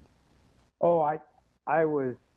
There wasn't a person outside that Michigan locker room, and I don't even know, maybe inside the locker room, that believed Michigan's going to win. You know, you talk to the writers and John Jansen, who's great. I think he's a color guy from Michigan. He's great. And you just, you know, it's like, I said it. I think I wrote it. I said, Ohio State had four years to plan for this day, to wipe Harbaugh off the map, Connor Stallions, beat defending national championships, restore the order of the universe. And they came out flat. And that's exactly what it was, because I understand Michigan playing that way offensively because they don't have a quarterback and they don't have many skilled players. But Ohio State played right into Michigan's strength, which is their defensive line, kept running it up the middle. Then Will Howard had some bad plays. And that was it. And when you play that close in a rivalry game, you bring in missed field goals. You know, that comes into play, and obviously that was huge. So, no, it was I was shocked. I mean, as the fourth quarter progressed and Ohio State had the ball, Michigan had the ball, was driving, they're actually going to lose this game, because Michigan's kicker is really, really good. It's the Zavada guy, transfer from Troy, 51 out of 56 in his career in field goals, 7 for 7 from beyond 50 this year. And so he wasn't going to gag it. I know that. He might have been the best weapon they had out there on Saturday. So outside of the result, right, if that was how it was going to play out and Michigan was going to be in this thing, did you see 77 rushing yards for Ohio State or 42 rushing attempts? Because I get the result was surprising. But Michigan won with just 9 completions. Now, this is a Nebraska guy. I just saw Iowa win completing 8. But Michigan won with 9 completed passes. Right. I mean, think about this. Before the season, Ohio State arguably had the best running back room and the best receiving room in the country. And by the end of the season, that was certainly the case, at least in receiving. I think they had one play, Ohio State did one passing play over 18 yards. No, one play over 18 yards. I think Travion Henderson broke through for 24 yards rushing. They didn't take advantage of those receivers. They were throwing a lot of things laterally instead of north-south downfield. But you did have in the backfield an accomplished Travion Henderson, Quinshon Judkins, who had led the SEC in rushing with 1,500 yards a couple of years ago. And what I called it is what I called it. It was a choke, and they came out flat. There's no reason that should have happened. The guys at the beginning of the week, last Monday, the spread of 23.5 for Ohio State was the largest in the series history. And it was 20.5 at kick. And so I think we all expected that. So Ohio State had to be an active participant in this sort of upset. It wasn't like, Michigan was going to come in there and blitz them with their running game. Or, no, they just hung around. So Ohio State gave it to them. Dennis, at this point, and it feels dumb to say every time I say it out loud, but how hot is the seat for Ryan Day right now? Oh, it's lava. It's melting the streets, the asphalt of Columbus. They're about ready to burn the place down. Now, the next question is, what form does that take? Because you've got a situation where they're in the playoffs. They may host a first-round game based on their accomplishments. And so what happens then? He will at least ride out through that, obviously. But there's so many, I don't even know if the word is ironies or things you would never think of. This guy is 66-10 in his career. 4 of those losses, obviously, to Michigan. He's 1-4 against Michigan. I think the rest of the Big Ten, he's 43-1. There's something there. He can't get over. And so they pulled their horns in. They got so conservative Saturday. Chip Kelly deserves some blame. Happened. The next question then is, get rid of who you're going to get. I mean, he's built this thing to the point that he's the winning. Somebody's going to have access to the winningest coach in ball. But he can't beat Michigan. And I was told long ago by Lloyd Carr, love Lloyd Carr. I said, what's more important? Like national championship, Big Ten, Rose Bowl? Michigan is no question, Michigan. And we're seeing that play out in real time now. So if you're going to do something, who are you going to get? Because you're going to blow out the entire staff. Mm-hmm. $21 million on the roster, or $20 million on the roster. You're going to spend much more than that blowing out the staff. Who are you going to get? Incredible. Dennis, would you rather be in Madison, Wisconsin after the 22-year drought, or in Stillwater, where you went winless in the conference? Oh, wow. It's in terms of what, depression? Yeah, just the coaching. The coaching. Yeah, Mike Gundy, and in that league, Mike Gundy could come back next year and win 9 and win the league. I mean, that's what the Big 12 is right now. I'm not saying it was just an off year. Right? It was his worst year he's ever had in his career. Where they lost the last 8 or something like that, I think. They were terrible, really terrible defensively, and it got really terrible offensively at the end. Luke Fickell, I think, entering year 3 had some promise, but there were obviously quarterback issues there. I don't know if they know what they wanted to be. Remember, it was going to be the dairy raid. They had Phil Longo, and they were going to come in, and Tyler Van Dyke, they're going to do all this stuff. And it was circle in a square peg. It didn't seem right because you got to maintain some of that identity at Wisconsin. And at the end, like now, I don't know what they want to be. I know what Oklahoma State wants there. And I don't know. I don't think Mike Gundy's going to retire. I think he's got. I don't think he's that old. I think he's early 60s, maybe not even 60s. I think he's 59, maybe. Yeah, I don't think he's quite 60 yet. So he's not even. It's not bad. So I think they've got a chance to not only they're in better shape. I think he's got a chance in that league to rebound right away. Yeah, 58, 57. We're talking with Dennis Dodd of CBS Sports. Dennis, there's obviously already some openings in power conferences, whether it's Neil Brown at West Virginia, Ryan Walters at Purdue, Mac Brown at North Carolina. Are we in a position, whether it's Ryan Day, Mike Gundy, I don't know what's going to happen with Brent Venables or Hugh Freeze in their spots. Are we in a position we might see some enormous power jobs open this year? No, in fact, this is played out like I thought it would. It's going to be a very slow carousel in the off season. Venables safe. Who else did you mention? Hugh Freeze. Yeah, right. Yeah, I think Hugh Freeze comes back. They give him another year to see what's going on. He looks disinterested to me, but that's a different discussion. I could see they may that. not do That's a good call. Yeah, they may not do anything with Ryan Day. They make him change coaches. They're going to be good. And if they make a run, I mean, let's say they wipe the slate clean, they wipe the mental state clean, and they get to the championship or something like that. What do? It's a Michigan problem, and they have to go to Michigan next year. Don't forget that. But that was one of the all-timers. No, real quick on those openings. How about Rich Rod back at West Virginia? Oh, I know it. That's a thing. That's a thing. I think that might happen. So let me ask. Go ahead. Real quick on West Virginia. If you're West Virginia, would you rather have Rich Rod or Jimbo? I've been told Jimbo's not interested. Either Jimbo's not interested or he is interested and they're not interested in him. Because when you hire Jimbo, you bring everything we saw at Florida State with you. Sure. He's a little bit of a thing to handle. And so I've heard that they may not even be interested. He went back in. Sure. He'll have Jimmy Sexton, trying really, really hard, but that may not happen. I really like Rich Rod. Like the prodigal son comes home. Winning at Jacksonville State, playing for a championship this Saturday, obviously can still coach. And I really like Rich. I think that'd be fun. Hey, let me ask you something, Dennis.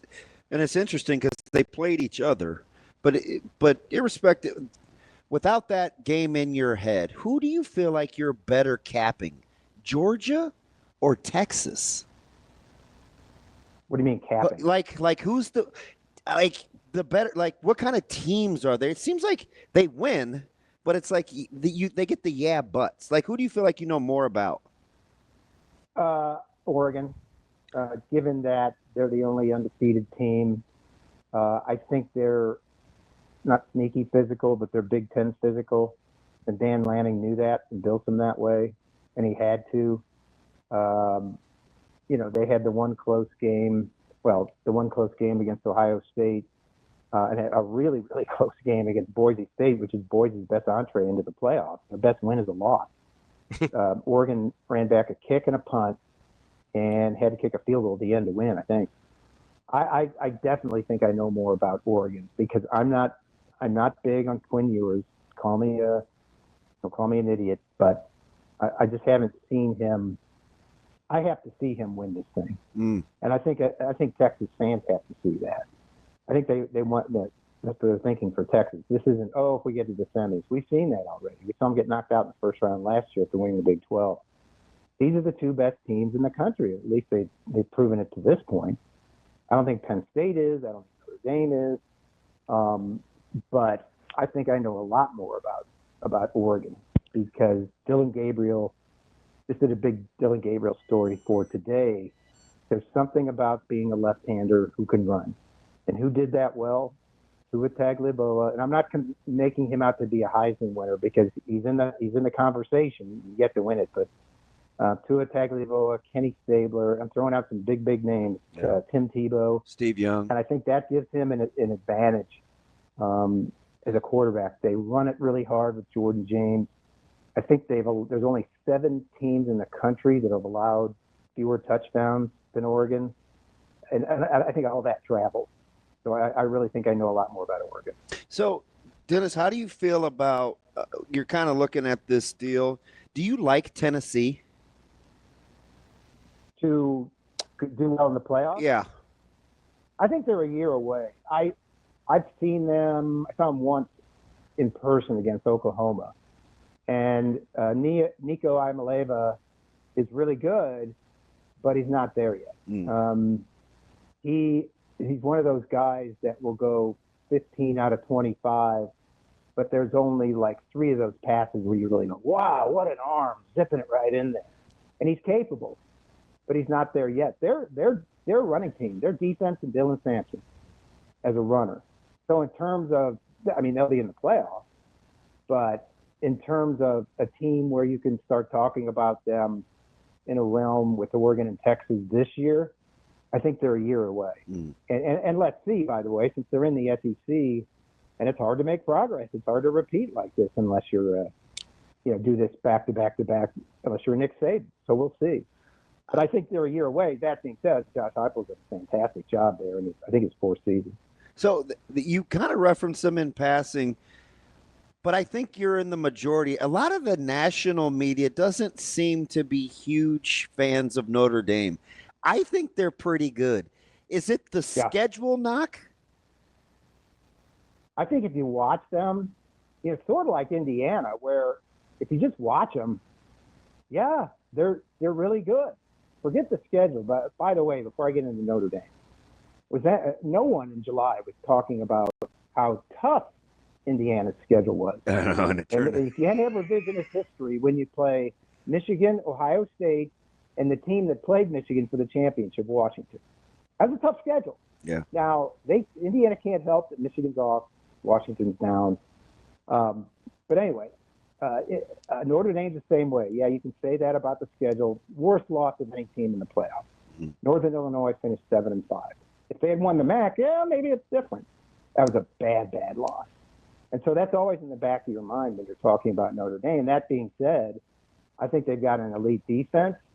I think the Love kid at running back, I've been told that the people that watch Notre Dame, that he's the best running back they've had in years. We know what Riley Leonard is, if given time and space, as a run-pass guy.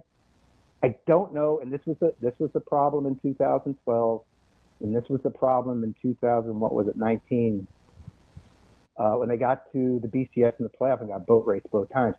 Their outside speed on the perimeter, it's going to be easy to shut them down if they have to pass. And they've struggled through the years getting those receivers. We talked about Ohio State. If Notre Dame gets a quarterback next year, look for Jeremiah Smith to get a lot of attention from Notre Dame as well as others. I think he's going to be maybe the number 1 target in the portal next year. But that's the reason. I think Notre Dame is the team that people are least likely talking about in the playoff that could make a run because of everything I've said, especially in weather. If they have to host that first-round game and then go to – what bowl do they go to? I don't even know. We don't even know because the bowls are assigned to the conferences. Yeah. So I don't even know where they go. And most people would have them as the 5 or the 6. Yeah, they're going to host. But I don't know where they'd advance to because Rose goes to Big Ten, Peach goes to ACC, Big 12 goes to Fiesta, and who am I missing? There's the one the day before. Is it the Peach? Wait, who's on the third? Somebody's on the third. Somebody who's on the 31st? No, 20th and 21st. I thought you meant the seed. Okay. No, okay. January 1st. Yeah. They all funnel into conference-affiliated bowls. In other words, Oregon will be hosting in the Rose Bowl. Yeah. I thought you meant unless they lose or something. That's to be decided. But I think Notre Dame matches up with anybody on that list in the playoff, except for that perimeter speed, which in this day and age is a pretty big exception. Dennis, another team that I think people don't know what to do with or don't think much of, but is definitely going to find themselves in the playoff is Penn State. What do you do with Penn State? I'm not big on Penn State. They're interesting. Yeah, I said they were my poster boy when the 12-team playoff came in. I said the best place to be in the SEC and Big Ten in the new playoff was going to be third place. Because you don't have to risk your record in a championship game. You can rest your team. You're not playing. and you're in the playoffs. Well, what's Penn State been like all these years traditionally? Second or third in the East, third place overall in the Big Ten behind Michigan and Ohio State. I saw them against Ohio State in a game they should have won. In that, I don't know if you guys remember that goal line series, 5 minutes left, at home, trailing by 7. They got the best tight end in the country, Ty Warren, and it's not even close, by the way. He doesn't touch the ball. They run 3 runs into the middle of the line, and on 4th down, throw to a backup tight end who's triple covered, and that's your series. That to me is Penn State for the season. Why they won't be able to do anything. They're going to lose to Oregon, I think. Then maybe host a game. I don't know, but I'm not fully convinced. That their quarterback can lead them, Drew Aller can lead them to a championship or even get them to the semifinals, because there's just something missing. I think Abdul Carter is one of the best defenders in the country. Yeah. But when it gets to be crunch time, I don't know. I mean, there's something missing there. Dennis, of the championship games, and there's 6 of them, not one spread is more than 4. Surprised or about right, given how the season has gone? Oh, I guess I'm surprised that the right teams got there. Maybe that's the thing. In the not one more than 4. Think of the 5 automatic qualifiers in the playoffs, because we know those conferences are in, the winners of those games. ACC, the first place team is SMU, who just got into a power conference. Yeah. SEC is Texas, first year in the SEC. Big Ten, Oregon, first year in the Big Ten. Yeah, you sound like Coach McGuire now, because he's still mad at the lack of love from the Big 12 for the Big 12. Yeah, Big 12. The first place team is Arizona State. Lucky to be picked up by the Big 12 in first place after being picked 16th. So no, that's what I'm looking at. I think those games are set. There are 10 teams that are going to, that are in line right now for an automatic spot in the playoffs. The 5 losers, I think we have to look at, because I think that's the number one story this week as it pertains to the ACC and SEC. You already see Lane Kiffin lobbying for Ole Miss. It's kind of an axis between Ole Miss, South Carolina, Alabama, SMU, and Miami, depending on who wins that ACC championship game. Yeah, and that's the story I want to do this week. How do you keep conference affiliation out of the minds of those selection committee members? Because it's human nature. Yeah, just don't ask Lashley or McGuire, because they'll tell you. No, right. And Alabama's gotten every benefit of the doubt historically. 2011, they lose to LSU and rematch without even winning their division. Yeah. 2017, I think it was the same way. And so they might get in this time. This is the worst, quote unquote, worst Alabama team since Nick Saban's first season in 07. I think we all agree on that. But in a 12-team playoff, and that's what makes it great, it allows you in. That's Dennis Dodd, CBS Sports. Dennis, we appreciate the time as always. We'll talk again soon. Thanks, Dennis. All right. Thanks, guys. More Hurrdat Sports Radio coming up next. Welcome back to Hurrdat Sports Radio, AM 590, ESPN Omaha, ESPN Tri-Cities, KFOR, and Lincoln. That's DB. I'm Ravi Lulla. It's time for Bet On It, brought to you by Warhorse Sportsbook, the best place in Nebraska to place your sports bets. You can go to warhorsecasino.com for a full list of promotions and house rules. DB, yes. We were talking about some head coaching hot seats with Dennis Dodd from CBS Sports. Yeah. I think I tend to agree with him that most of the big names are going to stick in their spots this offseason. But there are a bunch of guys at really high-profile programs that I'd like us to fast forward. Mm-hmm. Let's say we're sitting here 1 year from now. I would like you to bet on whether or not these guys are still in their jobs 1 year from now. Well, I smell bet. Okay. And there's some guys we've named, some guys we haven't. We'll start with Ryan Day. Still in his job at Ohio State 1 year from today.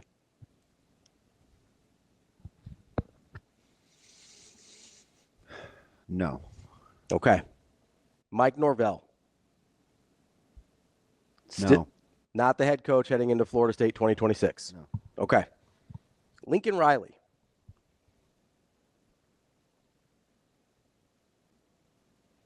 Yes. Lincoln Riley's still the head coach at USC in 2026. This is one we've talked about a little bit. Mike Gundy. 2026? Yeah. No. Okay. You think he's back next year? Done after that? Yeah, this will be an interesting offseason, though, for a guy that's won that much. I just think, I don't know how much he wants to be there. Yeah. Speaking of a guy that not sure if he wants to be there. Like, he just seems disinterested. Hugh Freeze could be described as disinterested. Yeah, that was a good word that Dennis used. Yeah.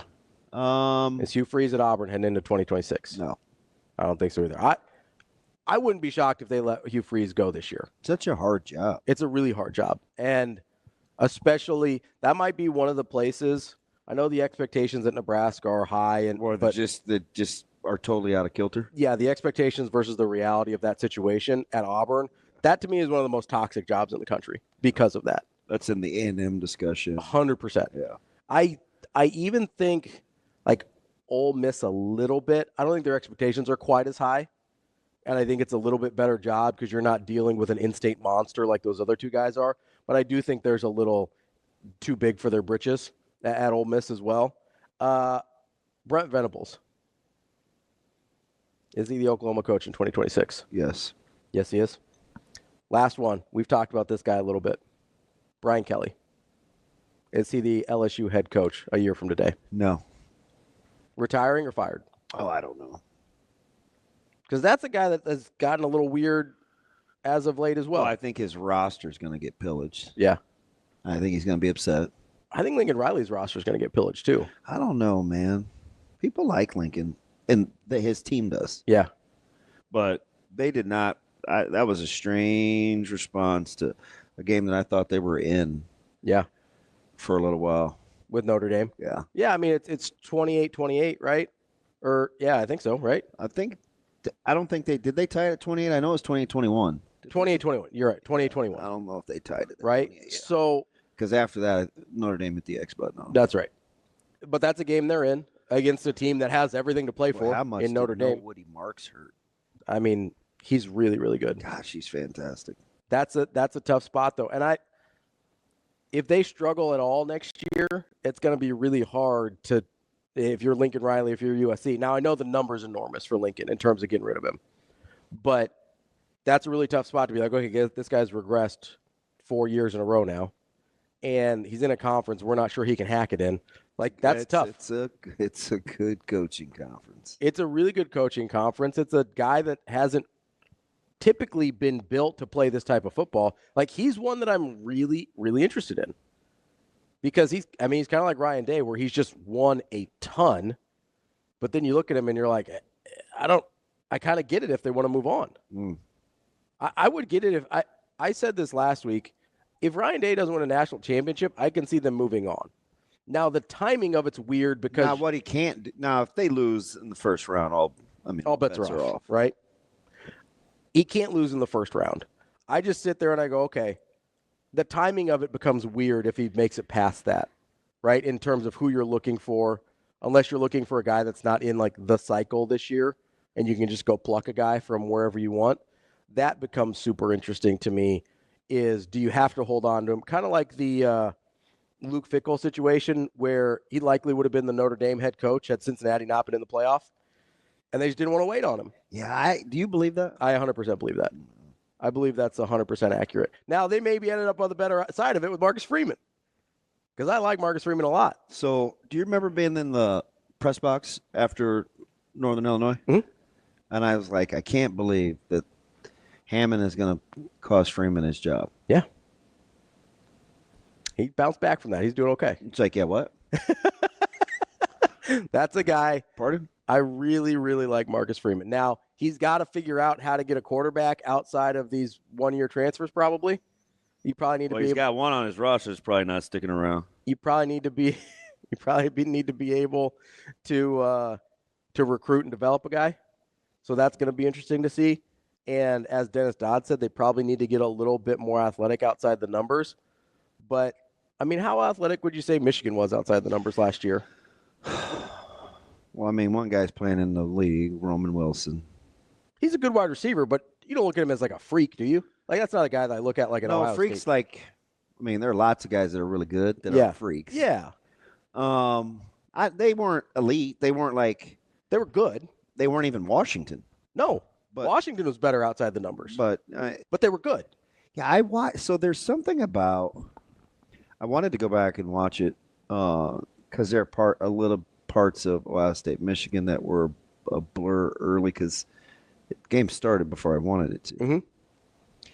There's something about the way Michigan defends Ohio State's run game without, like, that I really like. And I just need to go back and see if that's just the style or is it OSU specific. So I want to watch the Indiana game too because it seems like they're in their playbook, but you can't really say that this year. Right. Yeah. And they play. I mean, Ohio State could not run the ball. Yeah. Now, Henderson had a 24-yard pass play. He didn't have a 24-yard run. The longest run was Judkins. He went for 17. Yeah. But, I mean, it was limited explosive plays. They ran the ball for 77 yards. Against a team that is able to gash everybody, right? Ohio State gashes everybody. Whether you beat them or not, they get what they get against everybody except Michigan.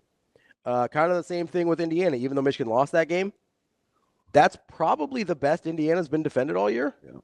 I mean, even in the game that they lost to Ohio State, I thought they had a little more success at times than they did against Michigan. That's a team, and defensively outside the numbers, I think they're a little more athletic than they are offensively. But I don't look at Michigan even last year when they were in the national championship and go, that's a team that's hyper athletic outside the numbers. So I don't know how much that matters for Notre Dame. Maybe it does. Yeah, they've got Faison, little quick guy. I don't know about.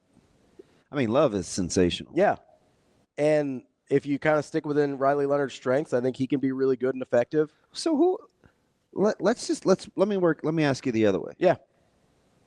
Who do you look at that's in the field and you're like, oh my gosh, they're so dynamic, and that's the way that they play? Ohio State's probably closest. And we've seen them be pretty human. Yeah, and they, yeah, for sure. But that's Oregon. Not really. It has some workman. Yeah, it feels weird to say, but that's why I don't know if it'll be an issue. Maybe Texas. Fudge, if they get it to them, they don't score a ton. No, but but they can be pretty dynamic outside the numbers with their personnel. But again, they're kind of like Ohio. 17. Yeah, they're kind of like Ohio State though. They can be really human. Yeah. So I don't know how explosive you need to be. Yeah, that's fair. I mean, Penn State has made a living doing it. I wouldn't describe Georgia. I like as Notre Dame's skill outside the numbers better than Penn State's. Oh, yeah. Well, it's not that clear cut. No, but I would agree. Penn State does have a dude. But, I mean. I don't look at either of those. I don't look at Penn State. And you think, ooh. Yeah. Yeah, I look at them kind of the same as Notre Dame, except I think Notre Dame's a little better. I think Notre Dame's better. I agree. I don't know if it's defensively. I really like Notre Dame. I don't know if it's Riley Leonard's a little more dynamic with the legs. That makes me feel like he can do more. I don't love Tennessee. No. I don't even think I like Tennessee at all, really. That's a team that I think we assume is going to be dynamic because of who they've been in the past. That just really isn't this year. Like, they're a totally different team than we've seen them be. I know one thing. They can run the rock, though. That's a team. There's a lot of teams in the SEC kind of in that 3-loss range that I'm going to be really interested to see how this plays out. Who gets in? If anybody gets in with 3 losses.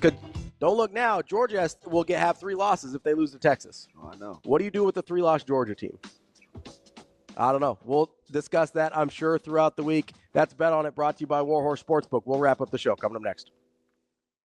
Wrapping up the show here on a Monday. Hurrdat Sports Radio, AM 590, ESPN Omaha, ESPN Tri-Cities, KFOR in Lincoln. We're brought to you by our friends at MH Hospitality. Make sure you check out mhhospitality.net to see all of their properties. You stay once and you'll create memories forever. Make sure you check it out. If you got friends, family, anybody coming into town over the holidays, mhhospitality.net has you covered. DB, your Steelers got to win this week. Yeah, they're good. You feel? Yeah, they are good.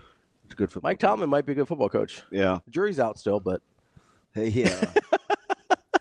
How many years? What's it been? He's 18 years? Is that 17 years? How long have you been there? He's just cool. Yeah. We're just never had a losing season. I was talking to one of the coaches Metro coaches yesterday because he's a diehard Steelers fan. Mhm. And I'm just like, the Steelers sure do know how to draft and develop wide receivers. Can they just get a normal one, though? Guy's not a weirdo. Like, just like a regular, normal. Need George Pickens to chill? Yes. Yes. And because you already, that's not my style. Yeah. Right. But I love him because of like it. I get it. Right. Mhm. And you're talking, I worked in Title I Mhm. for the district for years. So I get upbringing and home life. Yeah, different backgrounds, the whole thing. Coached at urban schools 3/4 of my coaching career. Mhm. But at some point, you got to figure it out. Yeah. At some point, you got to figure it out. Yeah, just hang in there. Yeah. Like, it's a great place to be. Yeah. And you have a chance to get paid, too. Mm-hmm. Now, the 'Cause he's been Steelers are really a good. little jaded when it comes to the immediacy of getting borderline personalities money at wide receiver. Mhm. They have been burned. That's fair. Well, and you can be there. You can be there for a career too. We're talking for the duration. Yeah, you didn't like have to 10 go years. anywhere. You don't have to go anywhere Yeah. Yeah. ever. Don't pump balls into the stands. Just don't drop balls in guys' laps. Just give the ball back to the official. Just quit being a weirdo. Knock it off. Yeah. I'm surprised he did keep his cool, though, when Taylor Britt worked him over. Yeah. I was very proud of him. Because that was going to be a matchup, but I don't think Cincinnati wanted him on Pickens a ton. Yeah. But, I'm like, oh, boy. So you've got CTB is going to get under his skin because that's what he does. So to be fair, Antonio Brown didn't get super weird until he left. No, the minute he got his money. Yeah. Yeah. Fair. Plaxico Burress was okay until he left. It's tough. It was a struggle. Yeah. Martavius Bryant didn't even really make it. Yeah. But he was pretty good, and then it was like, kind of got off the rails a little bit. I should have known that at the draft. Yeah. I think everybody else thought that at the draft. Oh, you heard the stories, right? Mhm. Of the defecating? Yeah. Yeah. He's an interesting cat, is one way to put it. I did want to go back on Rich Rod here for a second because that's a guy I think is a lot better than people realize in terms of what his record's been. He obviously was really good at West Virginia, got that Michigan job off the time in West Virginia, finishing up with 3 straight 10-win seasons there. Was improving at Michigan before he got fired. I just don't think it was a good personality fit, and I don't know how good he would have gotten, but they got better every year that he was there for 3 years, and then was actually really good at Arizona, especially for what Arizona is. Do you know how many, since 1999, 25 years, do you know how many bowl games Arizona has made not under Rich Rod? Since 1999. 25 years. Non-Rich Rod bowl games. Rich Rod was there for 6 years.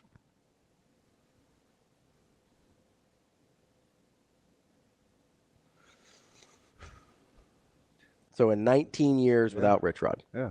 2. 4. You know how many Rich Rod made in 6 years? 4. 5. It's crazy. They have made 9 bowl games in 25 years. 5 of them are Rich Rod. 99 count?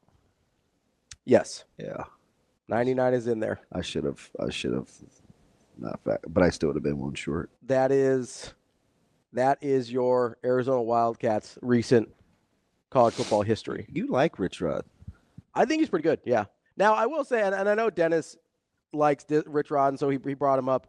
I have heard he's not terribly easy to get along with. No. I don't know if it rises to the Jimbo Fisher level of like pain in the behind, but that's part of the reason Rich Rod is currently at Jacksonville State instead of I do think somewhere better. I do think Jimbo takes a particular kind of administration. I'm not 100%. so sure that Rich Rod does. No, I think he's just cantankerous. You know, because Michigan would be hard. Yes, 100%. That's a tough job. Michigan would be hard, especially if you're not a personality match. And then he flips and he just goes out there in the desert, where he was pretty good. And then look at him now. Yeah, you're like, where? Exactly, and that's where exactly is that college located? Is kind of what I think people are saying. I believe. Who's your quarterback again? You know that guy. He seems familiar. Yeah. And all they've done down there is win. Yeah. Tough place to win. Rich Rod would be a good hire. I do wonder about the fan base at West Virginia because I know there was some animosity when he left. For getting like Slayton and White and those guys, or I think just you know how much Oklahoma hates Lincoln Riley? I think it's kind of the same thing. Yeah. Where they, you know what's interesting? I thought Neil Brown was a pretty good coach. Yeah. I'll never forget the interview we had when he was at Troy, the coach's interview on Wednesday. Mm-hmm.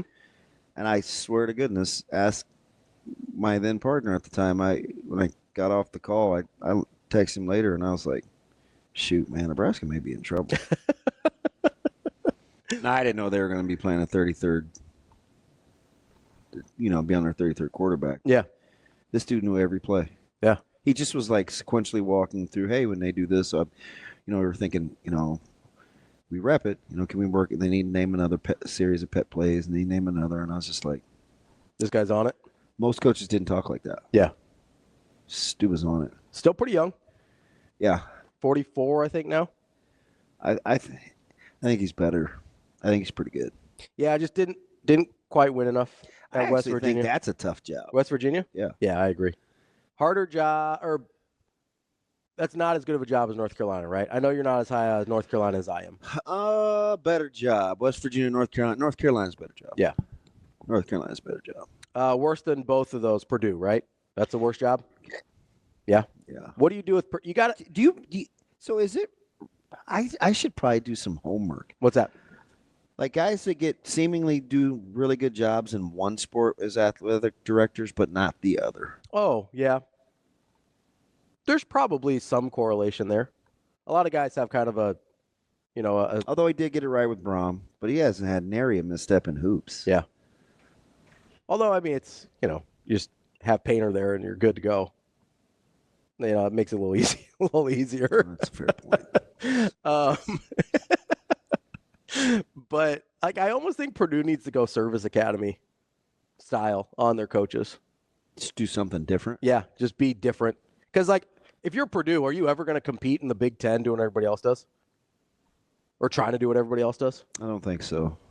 Right. So maybe it's not. No, you'll need outstanding assistants because that's really what you need in this conference. Yeah, I'm telling well, because especially I see it pan out every week. Yeah.